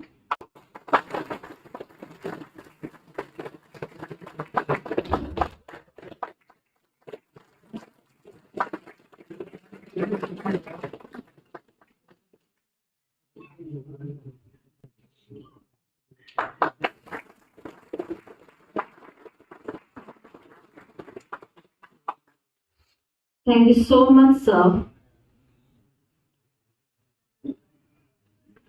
Now, I would like to invite respected Vice Principal, sir, of Anand IC to felicitate our guest speaker, Professor Ali Taheri, with a memento as a token of appreciation. Sir.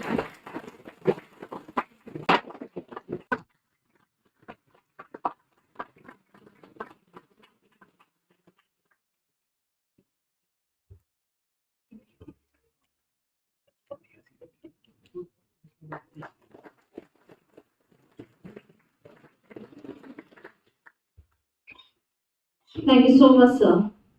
Now, I would like to invite Mr. Vivek Bhojal, sir, coordinator of conference, to felicitate Professor Deepak Bhatia, sir, RJ Kota, with a memento as a token of appreciation.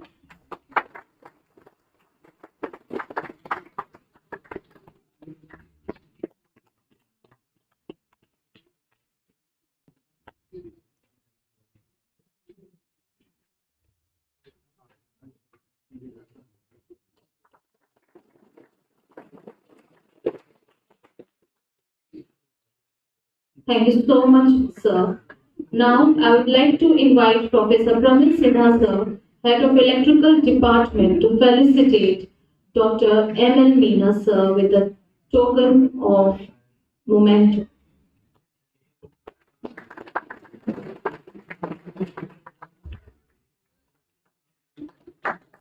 Thank you so much, sir.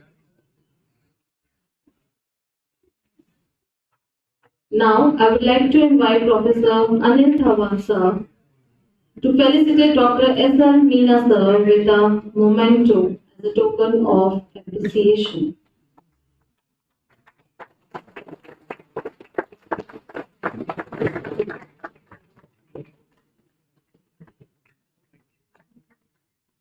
Thank you so much, sir. Now, I would like to invite respected Vice Principal, sir, to felicitate Mr. Shamim Ahmed, sir, with a memento of gratitude and appreciation.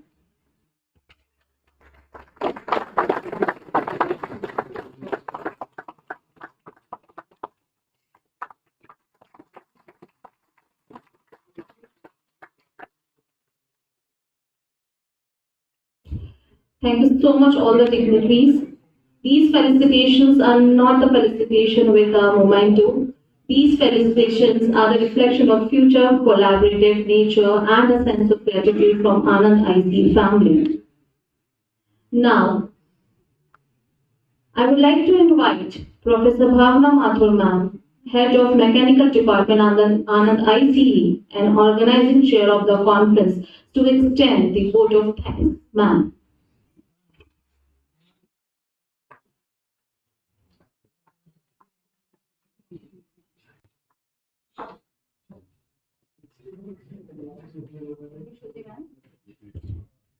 Thank you, Shruti ma'am. Good afternoon, one and all present here. A warm welcome to all the dignitaries present on the dais. I extend my warm greetings to each and everyone present here. It will be a great pleasure and gratitude that I stand before you to propose a vote of thanks on this momentous occasion of 4th International Conference, ICRDT-2024. Firstly, I would like to express my sincere gratitude to the Almighty God for bestowing His blessings upon us, making this conference a resounding success. Further, I sincerely thank our Chief Guest, Honorable Vice Chancellor, Sir, Professor S.K. Singh, Sir, from RTU Kota, for kindly accepting our invitation and gracing the inaugural function. Thank you so much, sir. I further extend my gratitude to Vice Chairperson, Anand International College of Engineering, Ms. Monika Mittal Agarwal, ma'am. Your gracious presence has been a source of inspiration for us. Thank you so much, ma'am. Further, I heartfelt thank to our guest of honor, Professor A.K. Dwivedi, sir, Dean RTU Kota. So your wisdom and guidance have been invaluable for us. I sincerely express our deepest gratitude to you, sir. Further, I thank Dr. Deepak Bhatia sir at Kota. Sir, your presence has significantly enriched our conference. Thank you so much, sir. Further, Professor M.L. Meena sir, Professor S.L. Meena sir from Kota. So your insights and expertise have been valuable to us. Thank you so much for coming, sir. Further, I extend my valuable thanks to Professor Ali Tahiri sir from University of Sussex, UK. Sir, your insights have broadened our perspectives and we are really glad to have you here. Thank you so much, sir. Further, I express my thanks to Mr. Shamim Ahmed sir from Springer, India, sir. Thanks for coming and for collaborating with us. Your collaboration is really valuable for us. Further, I have heartfelt thanks and gratitude to our academic leaders, Professor Vijay Kumar Sharma sir, Principal, Anand International College of Engineering, Professor Praveen Agrawal sir, Vice Principal, Anand International College of Engineering. Sir, your guidance have played a crucial role in the success of this event and we really appreciate your continuous support. Further, I want to express my appreciation to all plenary speakers, our participants, delegates from in national and international participations. Your enthusiastic participation has greatly enriched this conference. I further special acknowledge all the reviewers of this conference, the technical committee members, their diligent efforts and their providing valuable comments for the various papers has contributed to the improvement of the quality of these papers which are to be presented here. Further, I want to recognize the relentless support received from each and every members from Anand International College of Engineering, all the HODs, faculties, staff members, all the committee members which have worked remarkably to make this conference a success. And last but not the least, my sincere thanks to all the committee members, my supporting coordinator, Vivek Kojak sir, who have dedicated their time and effort to flawlessly organize this event. All the members who have made this online and hybrid mode of the conference a successful conference. Their efforts have really appreciated because your high quality support has been indispensable in making this conference a resounding success. At last, I extend my gratitude to everyone who have collectively contributed and played a pivotal role in making ICRDT 2024 a successful and more memorable conference. Thank you all. Thank you so much.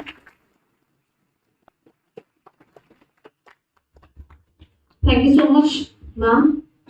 We are at the culmination stage of this inaugural ceremony. So before the culmination, I would like to invite all the dignitaries and guest speakers and the participants from the country and globe. We can have a group photograph. So I would like to invite everyone on the stage for a group photograph.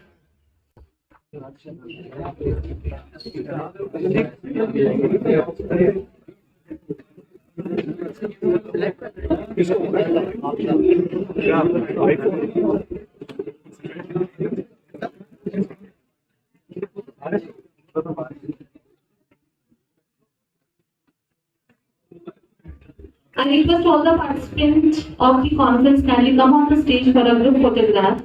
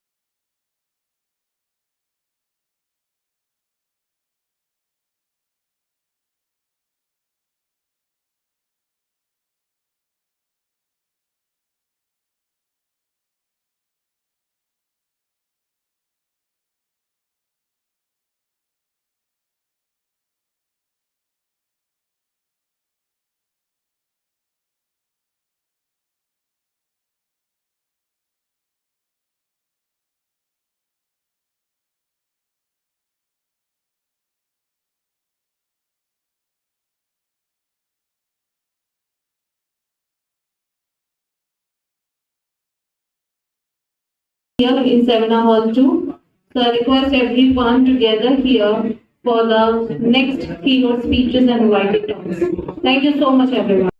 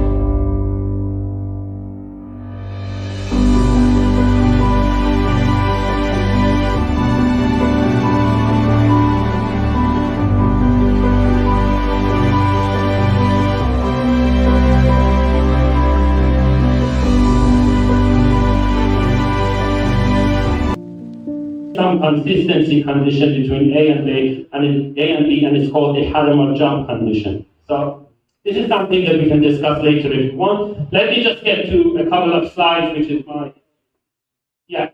So I'm going to give you some applications of this science, these shape memory materials, these nanomaterials, all the things that we have kind of touched upon the maths behind it in this first 20 minutes.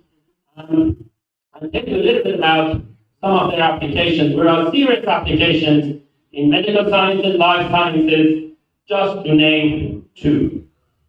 So, one of the things that material scientists, which are on the industrial side or experimental side of the subject, have spent a lot of time doing, and they have been quite successful, is the construction of microactuators or devices for targeted drug delivery. So what they do is that they construct something out of these shape memory materials. Change in the temperature can cause some apparatus to either expand or go back to its original shape. Suppose that there is a blood clot somewhere in a vein which is obstructing the flow of blood. They send one of these tiny things in the bloodstream, and it reaches that particular point. They exert some temperature from outside, either lowering it or increasing it, and then at that particular place where it's intended, that particular clot is either swallowed or by extending the sort of diameter of the vein makes it move forward. So this kind of idea, you can see, is not as simple as I told you. There are lots of technicalities involved, but essentially can also be used to grasp certain type of cancer cells or take them with them through the blood cell and or any other hazardous cell, take them away. Some people who are familiar with robotics, there is a branch of robotics called swarms, nanorobots, and microrobots. And these are kind of along similar principles. They construct some tiny devices they put in the bloodstream, but this time they are controlled from with magnetic fields, Maxwell equations from outside the environment. And when they are reached for angioplasty or other kind of operation, when they reach the particular place which is they are intended to, then there is a swarm robot. There are some kind of robots that are continuous, and they are long things that they can take any kind of shape and they put them forward, whether it's in the blood vein or any other part of the body. And they are being used, but just one point, the word robot here is not the same as the robot that we are using as macro robots, robots that are, in bigger scale. These robots, the principle is that they are very tiny objects that you can control them or move them from outside by external forces or whatever. The other type of robots, for example, surgical robots, which are also used in medicine, they have a completely different principle. And for example, minimally invasive. We had Vahid giving the talk about this, and is a researcher in that field. So minimally invasive surgery is that the surgeon sits at his home or her home, and they can, do the surgery whilst the patient is in the hospital, and the robots perform that. So yes, they are being used, but also, just like anything else, they are still being, there's huge funds associated with the research. Thank you. Sir, I'm not a mathematician. I just was trying to understand. But whenever you are handling something outside the body, suppose you let something into the bloodstream and you're handling it from outside the body, don't you think there's radioactivity affecting it? It is by magnetic fields. So like, when we are doing MRI, I don't do MRI, but people when they do MRI, there is magnetic field from outside. MRI stands magnetic resonance. So it's magnetic field from outside, and it's exerting. There is no radioactive or dangers of that scale involved. So they are in a region which is safe for humans, and they are enough to cause these tiny particles to move along the body without any Radioactive. side effects or conditions that are going to be any problem. Thank you. Thank you.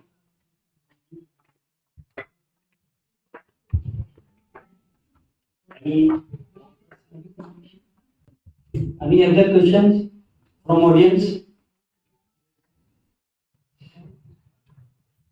So, good afternoon, sir. My name is Mohit Kumar Jagir, and my question is bit mathematical.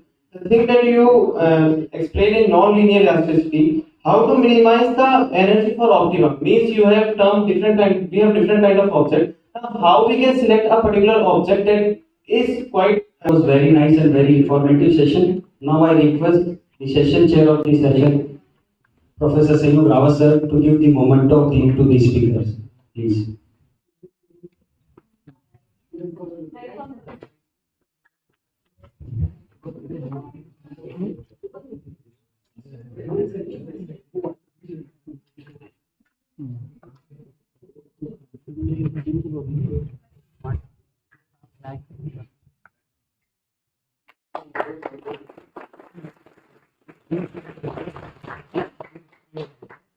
I request Bhojak sir to felicitate our session chair with a certificate. Sir.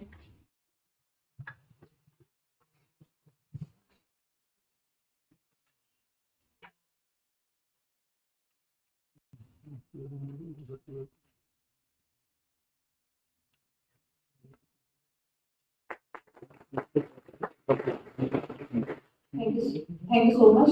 Now for the next invited talk, I would like to invite Professor Bhavna Mathur ma'am as the moderator of that talk to introduce the session chair. Ma'am.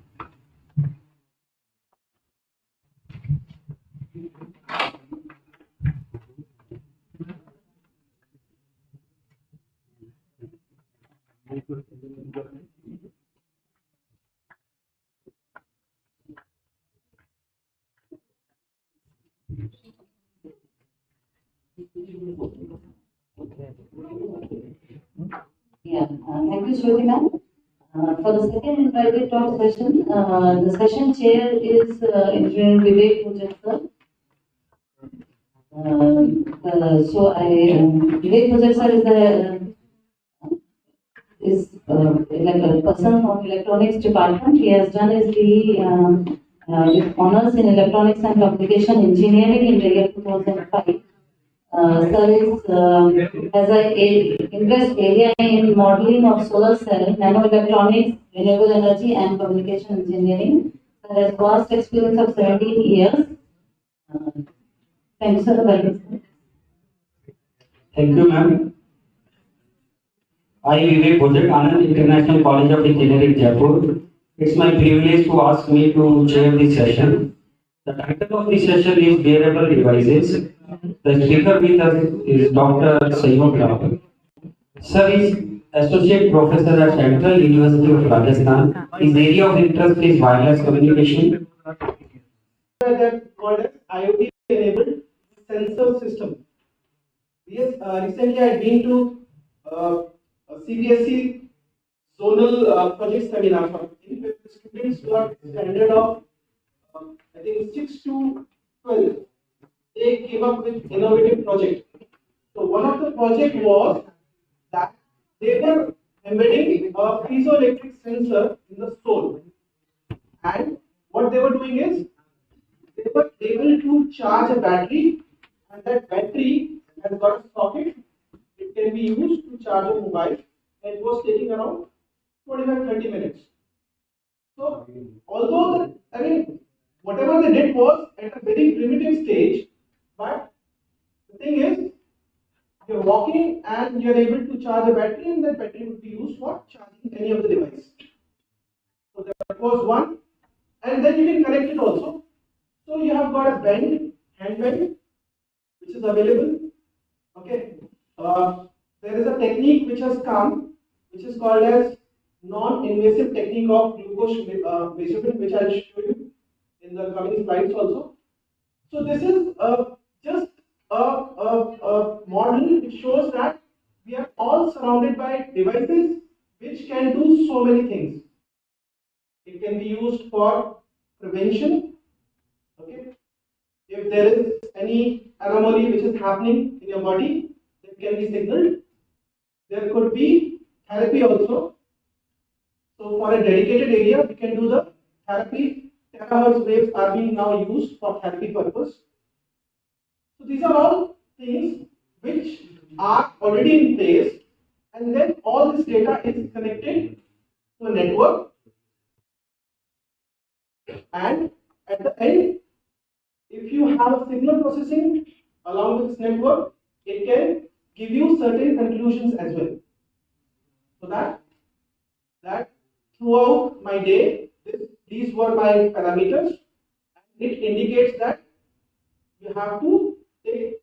They can suggest you for the food. They can suggest you for the how much sleep you had or you should take. So they can give you also suggestions. So that is one simple example which a wearable device can do. Next one. Yeah, this is one biochip which can do the.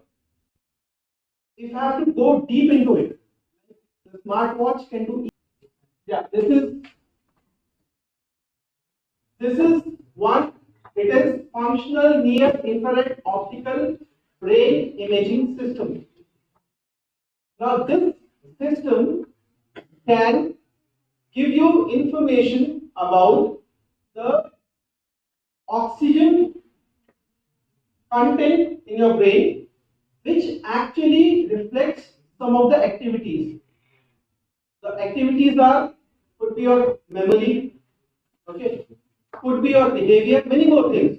I'm not a person from biology, so they can tell you more details, but they can give you two vital components, two vital information. So one is called as the oxygenated hemoglobin, another one is called as deoxygenated hemoglobin. So a light source is placed over a certain specific portion on the brain cortex, and it can give you all those information. Next one. Yeah. So this is basically a band for the previous one. So what I have shown previously for the same thing, there's a band which is available. So a person whosoever is wearing that band, that information about that person could be obtained. And these are the block diagrams. You can see that there is a data acquisition unit which is available. Then there is a wireless INR box, which could be like a pocket mobile phone sort of size, which is available. And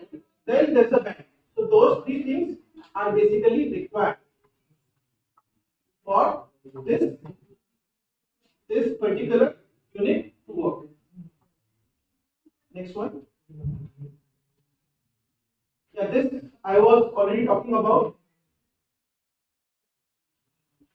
So this is basically used for gait measurement. What is gait measurement? The way you keep your toe and the way you keep your feet. That can give you what is the posture. So it can give you information about the gait measurement, keeping your feet in a correct position or not, what changes are required. It can give you all those suggestions, which is possible through. So this is like a daily life assessment, and it gives you the suggestive measures also. Okay, so it is one example of endoscope capsule. So if you look at this capsule, it has got an antenna, it has got a battery, it has got an electronic component, it has got a micro needle, it has got a drug.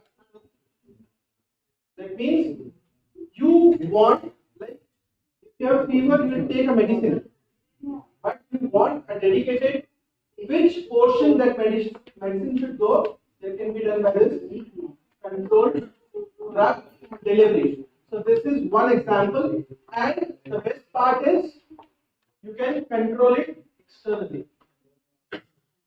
So this drug can be controlled externally. That's the best part of it. Next one.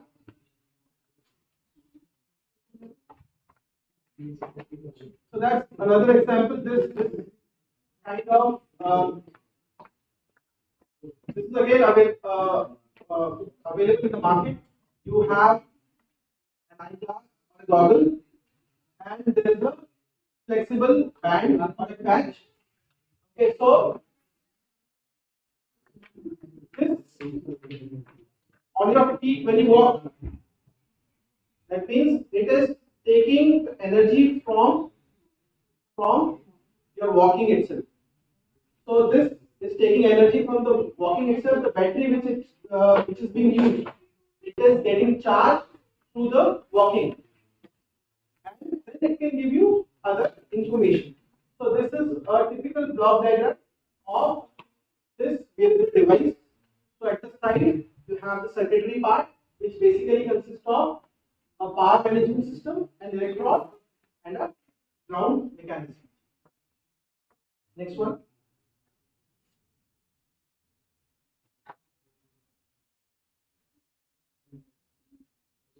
So this slide is dedicated to the AR/VR technology.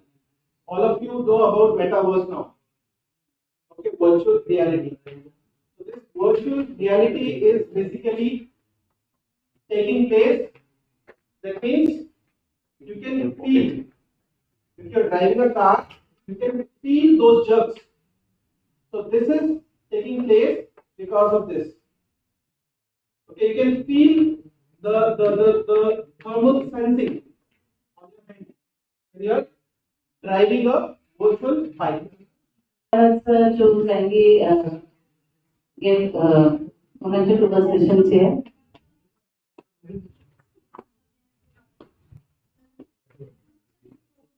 My honor.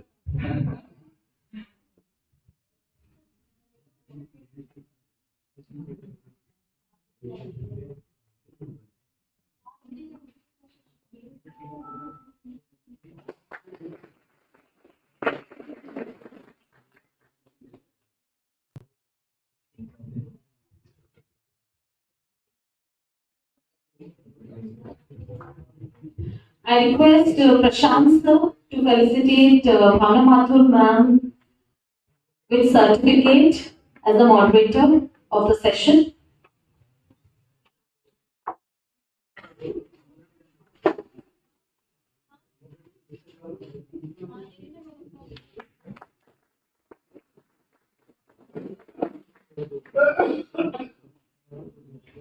Thank you so much.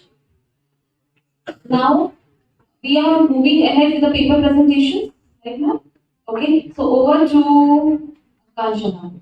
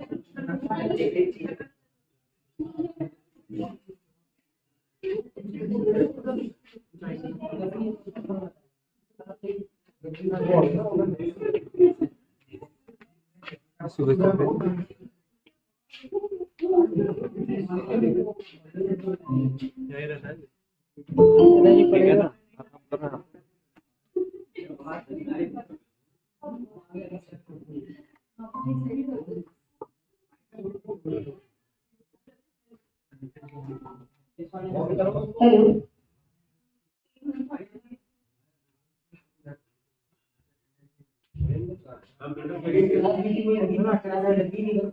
Yes, sir.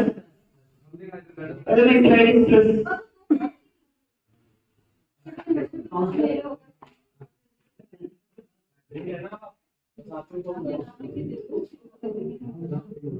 Yes, good afternoon all. We are going to start paper presentation in our fourth hybrid international conference on recent developments in engineering and technology, jointly organized with Rajasthan Technical University Kota and Anand International College of Engineering, Jaipur, on January 26th to January 17th. I, Akanksha Chaturvedi, would like to give my heartiest welcome to our eminent guest and session chair as well as audience. I would like to welcome our session chair for this session, Mr. Nitish Kaushik sir. He is currently working in Anand ICE as professor in computer science department, having total 24 years experience in cloud services and cyber security deployment and administrating using OpenStack. He has published total 24 plus research papers, patents and book statistics. I welcome you, sir. Sir, with your permission, shall we start the session? So before starting the session, I will brief you with some instructions. During the presentation, we will give you total 12 minutes, 10 minutes for paper presentation and 2 minutes for query session. All the audience are requested to please mute your audio and video during the presentation. Now, I would like to invite Ms. Kalai Selvi to present their paper. Please, ma'am. Yes, ma'am. Hope I'm audible. Yes, ma'am. And my slides are visible? Yes, it is visible. Yeah, it's a very good evening to all. I'm Mr. Kalichiri. I'm a research scholar at Anand Institute for Counseling and Management. So my presentation on the title, we normalized scaling, stochastic, neighborhood numbered learning for efficient disease diagnosis. And this is my agenda. My slides are not changing, I think. But here it is changing. Can you help me? So, ma'am. Ma'am, kindly make it in presentation mode.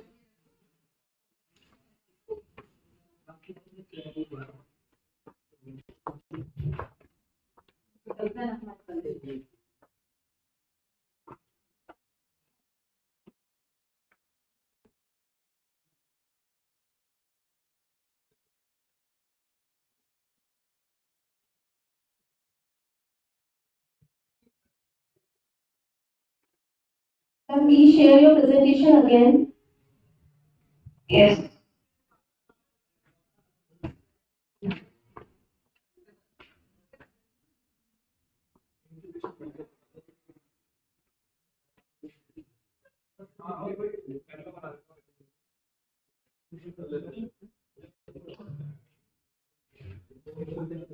Yes, I'm hearing. Yes, yes, ma'am. It is my agenda of my today's presentation and introduction. These are early stages and really like to challenge today. So we need a novel method to perform the accurate disease diagnosis with minimal time and minimum error rate and great accuracy. So I am introducing a novel method which is mean normalized scaling shows plastic number parameter learning for improving disease diagnosis performance and accuracy as well as error rate. Then here I am introducing the three stages to predict the disease prediction. It starts with data pre-processing and selecting the features after that diagnosing the disease using the classification. So the main objective of the proposed study is to develop the efficient disease prediction model using deep learning techniques with high accuracy and minimal execution time and error rate. So this is the methodology. So I have taken the data set as pneumonia data set from Kabul website. From that I have taken the pneumonia data set for patient data points. Then the data set is fed to the we normalize the scaling process to perform the data pre-processing. After that, the relevant features are selected using the stochastic neighborhood algorithm method. Then with the help of the selected feature, the classification is done through the parameter learning by the efficient disease diagnosis. Your slides are not changing. So, slides are not changing actually. Kindly click on the slide. But I am in the presentation mode only. Kindly click on slide which you are presenting.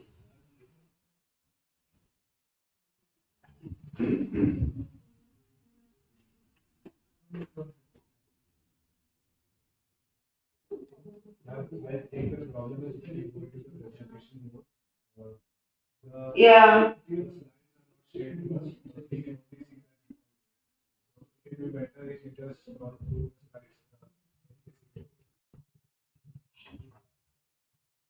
Okay. Just try.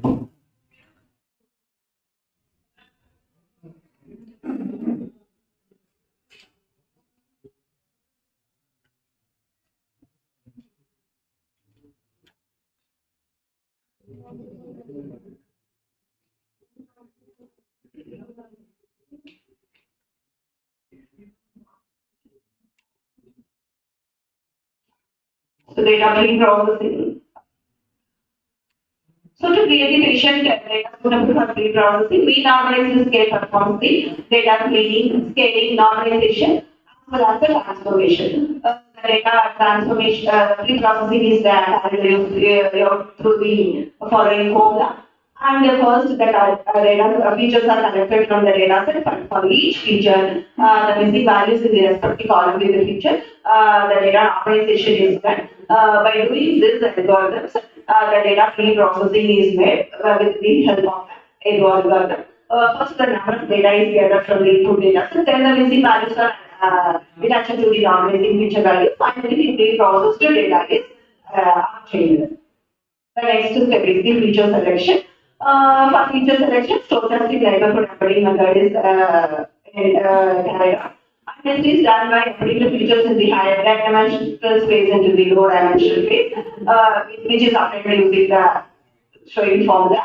And for collecting the number of features, for each feature, the measure the conditional probability. If the conditional probability is greater than the threshold value, the feature is considered as the relevant feature, otherwise the features are considered as irrelevant features. Likewise, the required features are selected. Then the feature, after the selection of features, the classification step is made for easy result in the disease. For classification, broken is used to broken sticker aggressive parameter learning, which uses the training samples as input with the selected features, and it initializes as AM nodes with the broken sticker questions, which examines the training data points with the testing data points. And construct the AM nodes with the training data. For each data selected features, the broken sticker question is applied. And if the pivot is greater than the threshold value, the patient data is predicted as healthy data, or else the patient data is predicted as diseased. That is normal or diseased. So the predicted input data came into the central service construct the global aggregator, which is the activity function for local loss. And the range aggregator. Then the steps level 12 and 13 is repeated, and the number of iterations. Likewise, the updated classification results are updated. And the experimental setup is carried out with the existing methods, that is, geometry optimize the deep learning method, and additive transform distributed feature embedding time dependent recursive method, and convolutional neural learning technique. These are all existing methods, which is combined with proposed. So first, what is this? Yes, sir. Mute I want. Yeah. So yes, this is what like accurately is predicted. And when compared to the existing method, the proposed method's accuracy is above 92%. And when compared to the other existing methods, the accuracy shows also very less. And that is diagnosis time also with the less time compared to the other existing method, it is diagnosed. Also, space complexity has also very much improved. The conclusion. So the overall performance outcomes shows that the proposed method performs the conventional method by achieving higher accuracy with less time consumption. So these are all few references. Thank you. Hello, ma'am. This side Dr. Nitesh Kaushik. I want the main topic what you have mentioned, that is mean normalized scaling. So, is there any particular other scaling which is available? Can you justify it? Why you have selected this normalized scaling only in this process? Yes, for pre-processing, I have used this main organized scaling, because when I have studied with the existing methods, when compared to other method, it produces little bit high pre-processing, produced good standardized data set. So I have used this main organized scaling method for pre-processing. Is there any other scaling process available? AS0 means scaling. Okay. What is the error rate in that? Hello. What is the error rate in the other scaling process? What you have just mentioned? Yes, sir. In the multimodal learning, it is 18, and when it is compared to HPRB, it is 15, and NLM unit model, it is 11. And for other technique, it is 8.8. But our technique, this proposed technique, it is 7.5. Okay. Any questions from the audience? Ma'am, you can also correct your certificate also. Okay, thank you.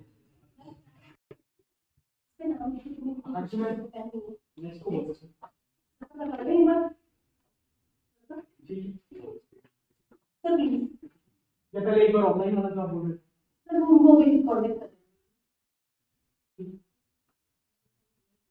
Sir please आप जो paper code है Sir, any questions?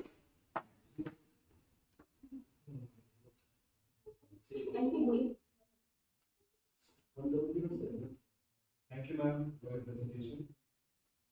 Thank you, sir. Thank you so much. Thank you. Thank you, sir. Thank you, sir. Thank you.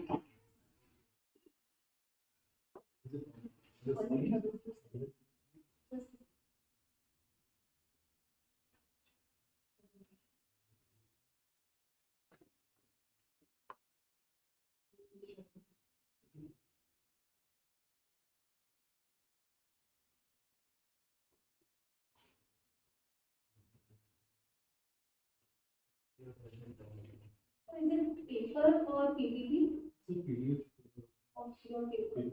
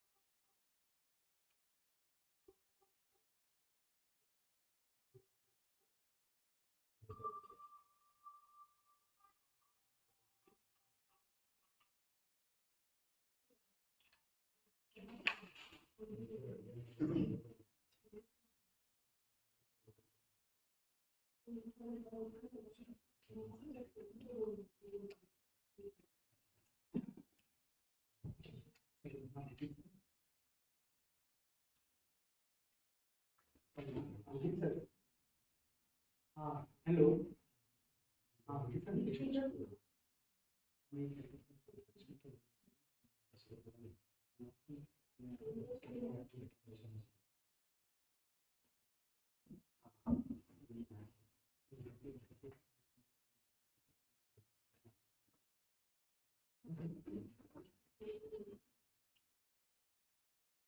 Yeah, this is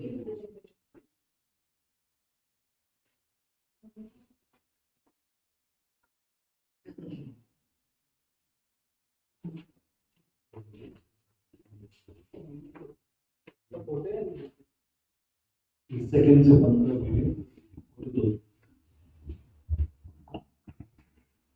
Very good afternoon to all present. Myself, Professor Dr. Prabhashna. I'm from MIT University, Rajasthan. Basically, today I've taken a certain approach in terms of engineering as well as legal background. I'm from the legal background. So let us think in that process, out of the box thinking, which I have taken today. And basically, if we come to the title of my paper,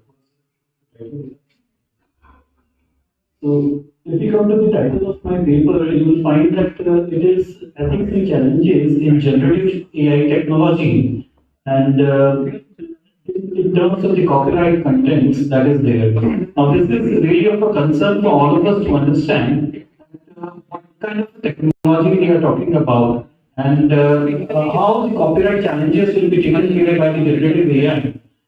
Today, artificial intelligence, as we were discussing in the initial inaugural session, that is checking by leaps and bounds, and it will be altogether of a concern for all of us. But the copyright issues, the patents issues, and the trademarks issues will altogether be of a concern at this moment of time. We have new machines, we have new ideas that are being developed, we have new content writing that is being developed day by day, and who is the owner if the AI technology is being used like ChatGPT, chatbot, various technologies are being used as of now. But if I take your mind towards the legal interpretation of it, who will be the owner of that particular content that has been written? Will it be the artificial intelligence itself? And there is a question mark that it's not a natural person. So whether the copyright issues can be given to an artificial intelligence, whether a patent could be given to an artificial intelligence, that is what has been covered in this small write-up that I have shared with you. Based upon this, there are two important cases that have happened in the developed countries. As India is developing as of now, there are two certain cases which are really of a concern for all of us. Can we scroll it down, please? Yeah, little more.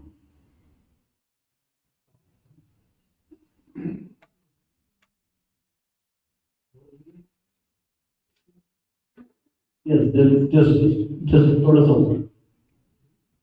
All over. Yeah, that's it.